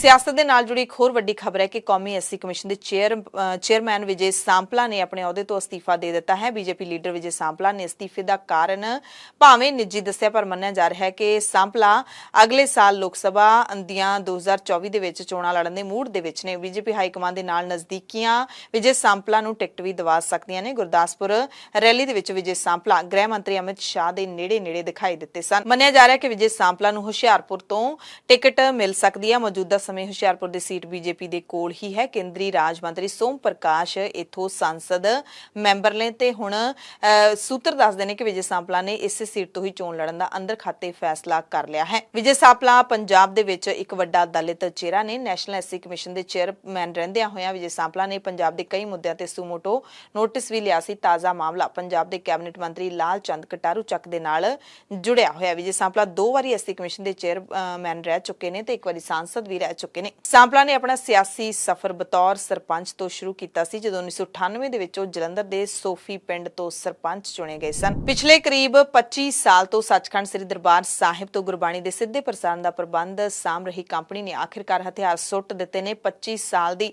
ਗੁਰਬਾਣੀ ਦੀ ਲਾਈਵ ਸੇਵਾ ਦੀ ਸੰਪੂਰਨਤਾ ਦਾ ਐਲਾਨ ਕਰ ਦਿੱਤਾ ਹੈ। ਚੈਨਲ ਦੇ MD ਰਵਿੰਦਰ ਨਾਰਾਇਣਨ ਨੇ ਕਿਹਾ ਕਿ ਗੁਰੂ ਸਾਹਿਬ ਨੇ ਆਪ ਇਹ ਸੇਵਾ ਸਾਡੀ ਝੋਲੀ ਦੇ ਵਿੱਚ ਪਾਈ ਸੀ। ਕੁਝ ਸਮੇਂ ਬਾਅਦ ਕਹਿੰਦੇ ਸੇਵਾ ਸੰਪੂਰਨ ਹੋ ਰਹੀ ਹੈ। ਹਾਲਾਂਕਿ ਕਹਿੰਦੇ ਅਸੀਂ ਹੋਰ ਵੀ ਅੱਗੇ ਸੇਵਾ ਵਧਾਉਣੀ ਚਾਹੁੰਦੇ ਸੀ, ਪਰ ਸ਼ਾਇਦ ਅਕਾਲ ਪੁਰਖ ਨੂੰ ਇਹ ਮਨਜ਼ੂਰ ਨਹੀਂ ਸੀ। 23 ਜੁਲਾਈ ਤੋਂ ਬਾਅਦ PTC ਤੇ ਹੁਣ ਤੁਸੀਂ ਸੱਚਖੰਡ ਸ੍ਰੀ ਦਰਬਾਰ ਸਾਹਿਬ ਤੋਂ ਸਿੱਧਾ ਪ੍ਰਸਾਰਣ ਨਹੀਂ ਦੇਖ ਸਕੋਗੇ। ਰਵਿੰਦਰ ਨਾਰਾਇਣ ਨੇ ਕਿਹਾ ਕਿ ਜੋ ਤੂੰ ਕਰੈ ਸੋਈ ਪ੍ਰਵਾਨ, ਸਾਚੇ ਸਾਹਿਬ ਤੇਰਾ ਸੱਚ ਫਰਮਾਨ। ਗੁਰਬਾਣੀ ਪ੍ਰਸਾਰਣ ਸੇਵਾ ਸੰਪੂਰਨ ਹੋਣ ਤੇ ਗੁਰੂ ਸਾਹਿਬ ਤੇ ਸੰਗਤਾਂ ਦੇ ਮੂਹਰੇ ਸਿਰ ਝੁਕਾ ਕੇ ਸ਼੍ਰੋਮਣੀ ਗੁਰਦੁਆਰਾ ਪ੍ਰਬੰਧਕ ਕਮੇਟੀ ਦਾ ਕਹਿੰਦੇ ਧੰਨਵਾਦ ਕਰਦੇ ਹਾਂ। ਇੰਨੇ ਲੰਬੇ ਸਮੇਂ ਤੱਕ ਨਿਰਵਿਘਨ ਸੇਵਾ ਲੈਣ ਤੇ ਗੁਰੂ ਸਾਹਿਬ ਅਤੇ ਸੰਗਤਾਂ ਦੇ ਅਸੀਂ ਹਮੇਸ਼ਾ ਕਹਿੰਦੇ ਰਿਣੀ ਰਹਾਂਗੇ। ਵਾਹਿਗੁਰੂ ਜੀ ਕਾ ਖਾਲਸਾ, ਵਾਹਿਗੁਰੂ ਜੀ ਕੀ ਫਤਿਹ। ਸਨ 1998 ਵਿੱਚ ਸੱਚਖੰਡ ਸ੍ਰੀ ਹਰਮੰਦਰ ਸਾਹਿਬ ਤੋਂ ਗੁਰਬਾਣੀ ਪ੍ਰਸਾਰਣ ਦਾ ਆਰੰਭਿਆ ਹੋਇਆ ਕਾਰਜ, ਜਿਹਦੀ ਗੁਰੂ ਸਾਹਿਬ ਨੇ ਆਪ ਸੇਵਾ ਲਈ ਤੇ ਦਾਸਾਂ ਕੋਲੋਂ ਕਰਵਾਈ, ਅੱਜ ਤੋਂ ਕੁਝ ਦਿਨਾਂ ਬਾਅਦ ਇਹ ਸੇਵਾ ਸੰਪੂਰਨ ਹੋਣ ਜਾ ਰਹੀ ਹੈ। ਇਹ ਸੇਵਾ ਗੁਰੂ ਸਾਹਿਬ ਨੇ ਸਾਨੂੰ ਬਖਸ਼ੀ, ਸਾਡੀ ਝੋਲੀ 'ਚ ਪਾਈ ਅਤੇ ਗੁਰੂ ਸਾਹਿਬ ਨੇ ਆਪ ਸਹਾਈ ਹੋ ਕੇ ਸਾਡੇ ਕੋਲੋਂ ਨਿਭਾਈ। ਸਾਡੀ ਆਸ ਤਾਂ ਇਹ ਸੀ ਕਿ ਸੇਵਕ ਕੀ ਓੜਕ ਨਿਭਾਈ ਪ੍ਰੀਤ ਦੇ ਬਚਨ ਅਨੁਸਾਰ ਇਹ ਸੇਵਾ ਬਣੀ ਰਹਿੰਦੀ, ਪਰੰਤੂ ਹਾਲਾਤਾਂ ਦੇ ਚੱਲਦਿਆਂ ਇਸ ਸੇਵਾ ਨੂੰ ਸੰਪੂਰਨ ਕਰਦੇ ਹੋਏ ਅਸੀਂ ਸੰਗਤਾਂ ਕੋਲੋਂ ਹੁਣ ਆਗਿਆ ਲੈਂਦੇ ਹਾਂ ਅਤੇ ਅਰਦਾਸ ਕਰਦੇ ਹਾਂ 23 ਜੁਲਾਈ ਤੋਂ ਬਾਅਦ ਸ੍ਰੀ ਦਰਬਾਰ ਸਾਹਿਬ ਤੋਂ ਗੁਰਬਾਣੀ ਦਾ ਪ੍ਰਸਾਰਣ ਸੰਗਤਾਂ ਤੱਕ ਸਿੱਧਾ ਨਿਰਵਿਘਨ ਪਹੁੰਚਦਾ ਰਹੇ ਅਤੇ ਸੰਗਤਾਂ ਗੁਰਬਾਣੀ ਦਾ ਆਨੰਦ ਮਾਣਦੀਆਂ ਰਹਿਣ, ਜ਼ਰੀਆ ਚਾਹੇ ਕੋਈ ਵੀ ਹੋਵੇ। ਹੁਣ ਸ਼੍ਰੋਮਣੀ ਗੁਰਦੁਆਰਾ ਪ੍ਰਬੰਧਕ ਕਮੇਟੀ ਨੇ ਪਿਛਲੇ ਦਿਨੀ 24 ਜੁਲਾਈ ਤੋਂ SGPC ਦੇ ਆਪਣੇ YouTube ਚੈਨਲ ਤੇ ਸੱਚਖੰਡ ਸ੍ਰੀ ਹਰਿਮੰਦਰ ਸਾਹਿਬ ਤੋਂ ਗੁਰਬਾਣੀ ਦੇ ਸਿੱਧੇ ਪ੍ਰਸਾਰਣ ਦਾ ਐਲਾਨ ਕਰ ਦਿੱਤਾ ਸੀ ਅਤੇ ਕੁਝ ਸਮੇਂ ਬਾਅਦ ਸੈਟੇਲਾਈਟ ਚੈਨਲ ਖੋਲ੍ਹਣ ਦਾ ਵੀ ਐਲਾਨ ਕਰ ਦਿੱਤਾ ਹੈ। ਪੰਜਾਬ ਦੇ ਵਿੱਚ ਬੇਅਦਬੀ ਦੀਆਂ ਘਟਨਾਵਾਂ ਦੇ ਖਿਲਾਫ 2018 ਦੇ ਵਿੱਚ ਤਤਕਾਲੀ ਕੈਪਟਨ ਸਰਕਾਰ ਨੇ ਸਖਤ ਸਜ਼ਾ ਦਾ ਕਾਨੂੰਨ ਵਿਧਾਨ ਸਭਾ ਦੇ ਵਿੱਚ ਪਾਸ ਕੀਤਾ ਸੀ। ਬਿੱਲ ਰਾਜਪਾਲ ਨੂੰ ਭੇਜਿਆ ਗਿਆ ਸੀ, ਉਹਨਾਂ ਨੇ ਅੱਗੇ ਗ੍ਰਹਿ ਮੰਤਰਾਲੇ ਨੂੰ ਭੇਜ ਦਿੱਤਾ ਸੀ, ਪਰ 5 ਸਾਲ ਬੀਤ ਜਾਣ ਦੇ ਬਾਵਜੂਦ ਵੀ ਹੁਣ ਤੱਕ ਕੇਂਦਰ ਸਰਕਾਰ ਨੇ ਤੇ ਕੋਈ ਫੈਸਲਾ ਨਹੀਂ ਲਿਆ। ਬਿੱਲ ਨੂੰ ਪਾਸ ਕਰਵਾਉਣ ਦੇ ਲਈ ਪੰਜਾਬ ਦੇ ਸਾਬਕਾ ਮੁੱਖ ਮੰਤਰੀ ਸੁਖਜਿੰਦਰ ਸਿੰਘ ਰੰਧਾਵਾ ਨੇ ਕੇਂਦਰੀ ਗ੍ਰਹਿ ਮੰਤਰੀ ਅਮਿਤ ਸ਼ਾਹ ਨੂੰ ਚਿੱਠੀ ਲਿਖ ਕੇ ਸੁਨੀਲ ਜਾਖੜ, ਕੈਪਟਨ ਅਮਰਿੰਦਰ ਸਿੰਘ ਨੂੰ ਵੀ ਕਿਹਾ ਹੈ ਕਿ ਬੀਜੇਪੀ ਦੀ ਕਿਚਨ ਕੈਬਨਿਟ ਇਸ ਨੂੰ ਪਾਸ ਕਰਵਾਏ। ਉਹਨਾਂ ਨੇ ਮੁੱਖ ਮੰਤਰੀ ਭਗਵੰਤ ਮਾਨ ਨੂੰ ਵੀ ਕਿਹਾ ਹੈ ਕਿ ਉਹ ਕੇਂਦਰ ਸਰਕਾਰ ਕੋਲ ਕਾਨੂੰਨ ਨੂੰ ਪਾਸ ਕਰਵਾਉਣ ਤਾਂ ਕਿ ਪਵਿੱਤਰ ਗ੍ਰੰਥਾਂ ਦੀ ਸੁਰੱਖਿਆ ਯਕੀਨੀ ਬਣਾਈ ਜਾ ਸਕੇ। ਲਿਖੀ ਚਿੱਠੀ ਦੇ ਵਿੱਚ ਰੰਧਾਵਾ ਨੇ ਕਿਹਾ ਕਿ ਸ੍ਰੀ ਗੁਰੂ ਗ੍ਰੰਥ ਸਾਹਿਬ ਜੀ ਦੀ ਬੇਅਦਬੀ ਪੰਜਾਬ ਦੇ ਵਿੱਚ ਵੱਡਾ ਮੁੱਦਾ ਹੈ। ਮੌਜੂਦਾ ਕਾਨੂੰਨ ਦੀ ਧਾਰਾ ਸੈਕਸ਼ਨ 295 ਤੇ 295A ਦੇ ਤਹਿਤ ਬੇਅਦਬੀ ਦੀ ਸਜ਼ਾ ਸਿਰਫ 3 ਸਾਲ ਹੈ।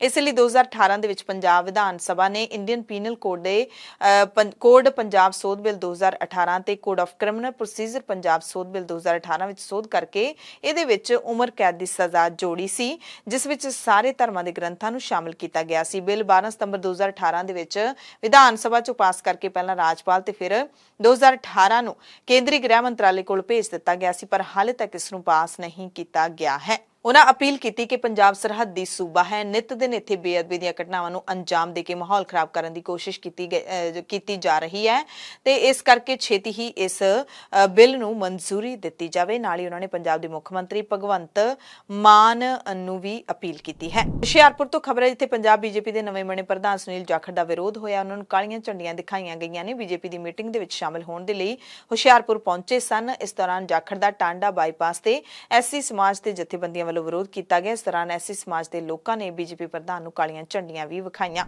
ਪਟਵਾਰੀਆਂ ਦੀ ਨਿਯੁਕਤੀ ਨੂੰ ਲੈ ਕੇ ਪੰਜਾਬ ਸਰਕਾਰ ਨੂੰ ਹਾਈ ਕੋਰਟ ਤੋਂ ਵੱਡਾ ਝਟਕਾ ਲੱਗਿਆ। ਪੰਜਾਬ ਹਰਿਆਣਾ ਹਾਈ ਕੋਰਟ ਨੇ ਪਟਵਾਰੀਆਂ ਦੀ ਨਿਯੁਕਤੀ ਸੰਬੰਧੀ ਪੰਜਾਬ ਸਰਕਾਰ ਦੇ ਫੈਸਲੇ ਨੂੰ ਗਲਤ ਕਰਾਰ ਦਿੱਤਾ ਹੈ। ਦਰਅਸਲ ਮੁੱਖ ਮੰਤਰੀ ਭਗਵੰਤ ਮਾਨ ਨੇ ਪਿਛਲੇ ਸਾਲ 6 ਜੁਲਾਈ ਨੂੰ ਐਲਾਨ ਕੀਤਾ ਸੀ ਕਿ ਪੰਜਾਬ ਦੇ ਵਿੱਚ ਹੁਣ ਪਟਵਾਰੀਆਂ ਦੀ ਟ੍ਰੇਨਿੰਗ ਦਾ ਸਮਾਂ 1.5 ਸਾਲ ਦਾ ਨਹੀਂ ਸਗੋਂ 1 ਸਾਲ ਦਾ ਹੋਊਗਾ। ਟ੍ਰੇਨਿੰਗ ਦੌਰਾਨ ਤੋਂ ਹੀ ਪਟਵਾਰੀਆਂ ਨੂੰ ਤਨਖਾਹਾਂ ਦਿੱਤੀਆਂ ਜਾਣਗੀਆਂ। ਸਰਕਾਰ ਦੇ ਇਸ ਫੈਸਲੇ ਖਿਲਾਫ ਪੰਜਾਬ ਹਰਿਆਣਾ ਹਾਈ ਕੋਰਟ ਦੇ ਵਿੱਚ ਇੱਕ ਪਟਵਾਰੀ ਨੇ ਪਟੀਸ਼ਨ ਦਾਇਰ ਕੀਤੀ ਸੀ, ਜਿਸ ਤੇ ਹਾਈ ਕੋਰਟ ਨੇ 26 ਮਈ 2023 ਤੋਂ ਪਹਿਲਾਂ ਨਿਯੁਕਤ ਕੀਤੇ ਗਏ ਪਟਵਾਰੀਆਂ ਦੀ ਸਿਰਫ 1 ਸਾਲ ਦੀ ਟ੍ਰੇਨਿੰਗ ਨੂੰ ਗੈਰ ਕਾਨੂੰਨੀ ਕਰਾਰ ਦਿੱਤਾ ਹੈ। ਜਸਟਿਸ ਸੰਜੀਵ ਪ੍ਰਕਾਸ਼ ਸ਼ਰਮਾ ਨੇ ਫੈਸਲੇ ਦੇ ਵਿੱਚ ਕਿਹਾ ਕਿ 1966 ਦੇ ਨਿਯਮਾਂ ਮੁਤਾਬਿਕ ਪਟਵਾਰੀਆਂ ਨੂੰ ਆਪਣੀ ਸਿਖਲਾਈ ਪੂਰੀ ਕਰਨੀ ਪਵੇਗੀ।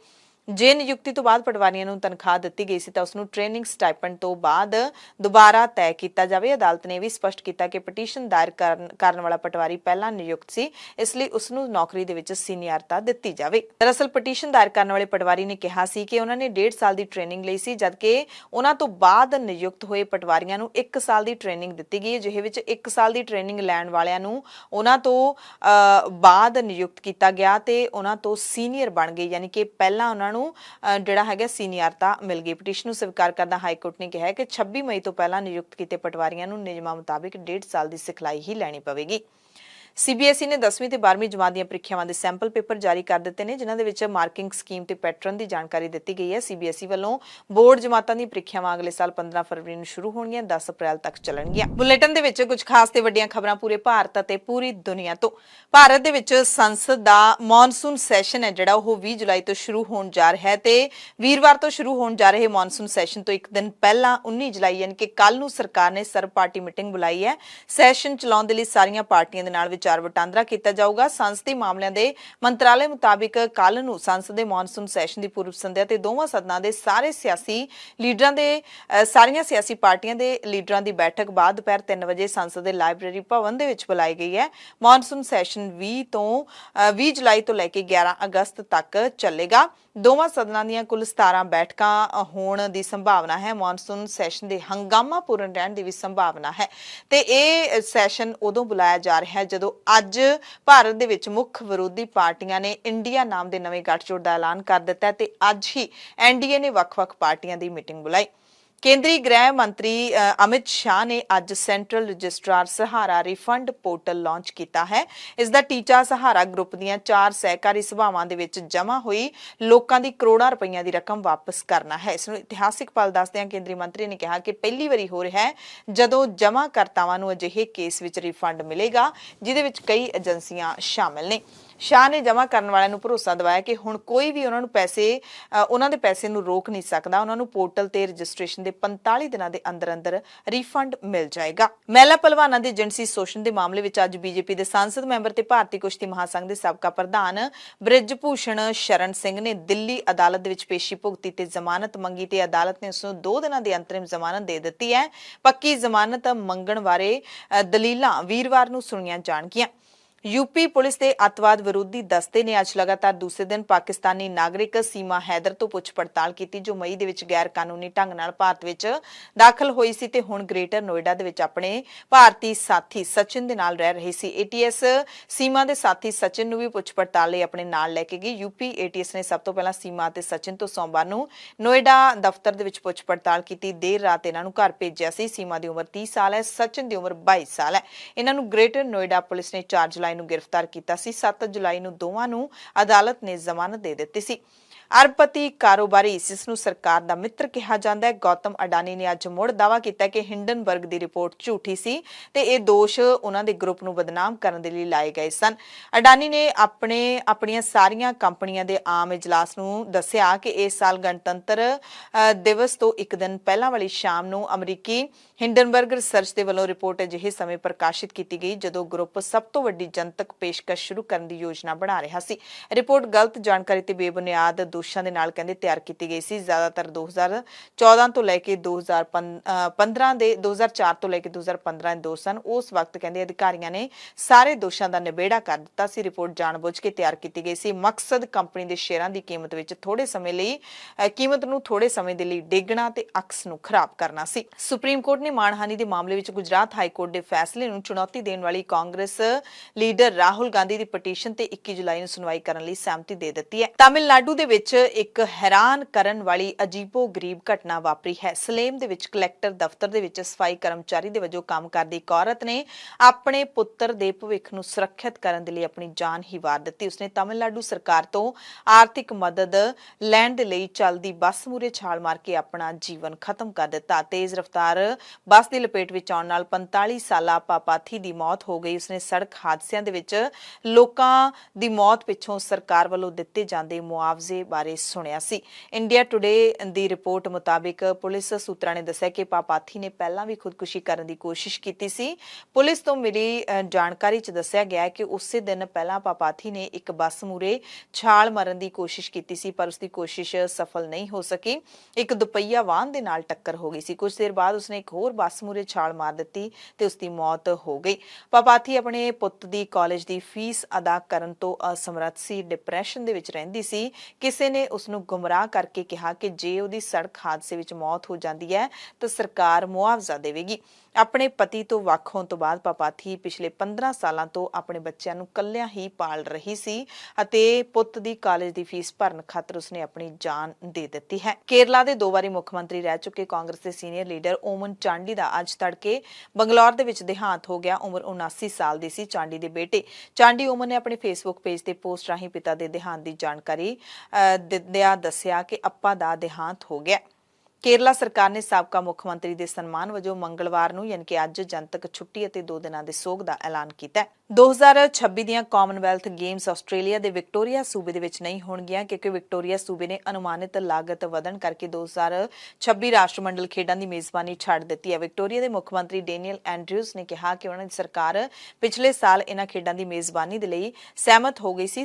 ਸ਼ੁਰੂ ਦੇ ਵਿੱਚ 5 ਸ਼ਹਿਰਾਂ ਦੇ ਵਿੱਚ ਖੇਡਾਂ ਦੀ ਮੇਜ਼ਬਾਨੀ ਦੇ ਲਈ 2.5 ਅਰਬ ਆਸਟ੍ਰੇਲੀਅਨ ਡਾਲਰ ਦਾ ਬਜਟ ਰੱਖਿਆ ਗਿਆ ਸੀ ਪਰ ਹਾਲ ਹੀ ਦੇ ਅਨੁਮਾਨਾਂ ਨੇ ਸੰਭਾਵੀ ਲਾਗਤ 7 ਅਰਬ ਆਸਟ੍ਰੇਲੀਅਨ ਡਾਲਰ ਤੱਕ ਪਹੁੰਚਣ ਕਰਕੇ ਉਹਨਾਂ ਨੇ ਇਹ ਫੈਸਲਾ ਜਿਹੜਾ ਹੈਗਾ ਉਹ ਤਿਆਗ ਦਿੱਤਾ।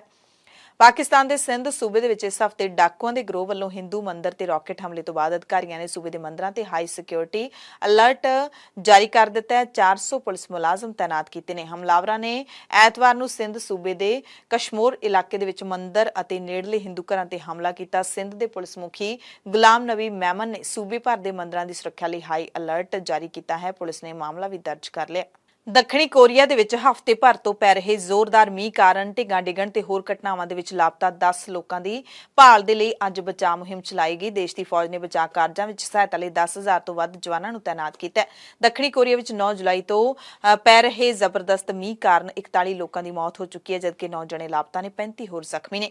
ਮੀਂਹ ਕਰਕੇ ਲਗਭਗ 12,780 ਲੋਕਾਂ ਨੂੰ ਘਰ ਛੱਡਣ ਦੇ ਲਈ ਮਜਬੂਰ ਹੋਣਾ ਪਿਆ। ਕਰੀਬ 28,600 ਘਰ ਬਿਜਲੀ ਤੋਂ ਵਾਂਝੇ ਹੋ ਚੁੱਕੇ ਨੇ। ਐਮਰਜੈਂਸੀ ਬੁਲੇਟਿਨ ਦੇ ਵਿੱਚ ਹੁਣ ਤੁਹਾਡੇ ਸਭ ਤੋਂ ਇਜਾਜ਼ਤ ਚਾਹੁੰਦੇ ਹਾਂ। ਤੁਸੀਂ ਸਾਰੇ ਆਪਣਾ ਧਿਆਨ ਰੱਖਿਓ, ਲੋੜਵੰਦਾਂ ਦੀ ਮਦਦ ਜ਼ਰੂਰ ਕਰਦੇ ਰਿਹਾ ਕਰੋ।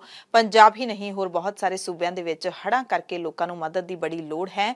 ਜਿੱਥੇ ਕਿਤੇ ਵੀ ਜਿਵੇਂ ਕਿਵੇਂ ਵੀ ਤੁਸੀਂ ਕਿਸੇ ਦੀ ਮਦਦ ਕਰ ਸਕਦੇ ਹੋ ਜ਼ਰੂਰ ਕਰੋ। ਜ਼ਰੂਰੀ ਨਹੀਂ ਹੁੰਦਾ ਕਿ ਮਦਦ ਸਿਰਫ ਪੈਸਿਆਂ ਦੇ ਨਾਲ ਕੀਤੀ ਜਾ ਸਕਦੀ ਹੈ। ਤੁਸੀਂ ਆਪਣੀ ਸਰੀਰਕ ਮਦਦ ਹੈ ਜਿਹੜਾ, ਜਿਵੇਂ ਤਨ ਤੇ ਧਨ ਦੀ ਮਦਦ ਹੈ ਜਿਹੜੀ, ਉਹ ਵੀ ਤੁਸੀਂ ਕਰ ਸਕਦੇ ਹੋ। ਪਰ ਇਹ ਮਦਦ ਹੈ ਜਿਹੜੀ ਬਹੁਤ ਹੀ ਅੱਜ ਦੇ ਜ਼ਮਾਨੇ ਦੇ ਵਿੱਚ ਬਹੁਤ ਹੀ ਧਿਆਨ ਦੇ ਨਾਲ, ਬਹੁਤ ਹੀ ਦਿਮਾਗ ਦੇ ਨਾਲ ਕਰਨ ਦੀ ਲੋੜ ਹੁੰਦੀ ਹੈ। ਸਾਵਧਾਨ ਰਹਿ ਕੇ ਮਦਦ ਕਰਨ ਦੀ ਲੋੜ ਹੁੰਦੀ ਹੈ। ਸਵੇਰ ਦੀਆਂ ਖਬਰਾਂ 'ਚ ਫਿਰ ਮਿਲਾਂਗੇ। ਧੰਨਵਾਦ।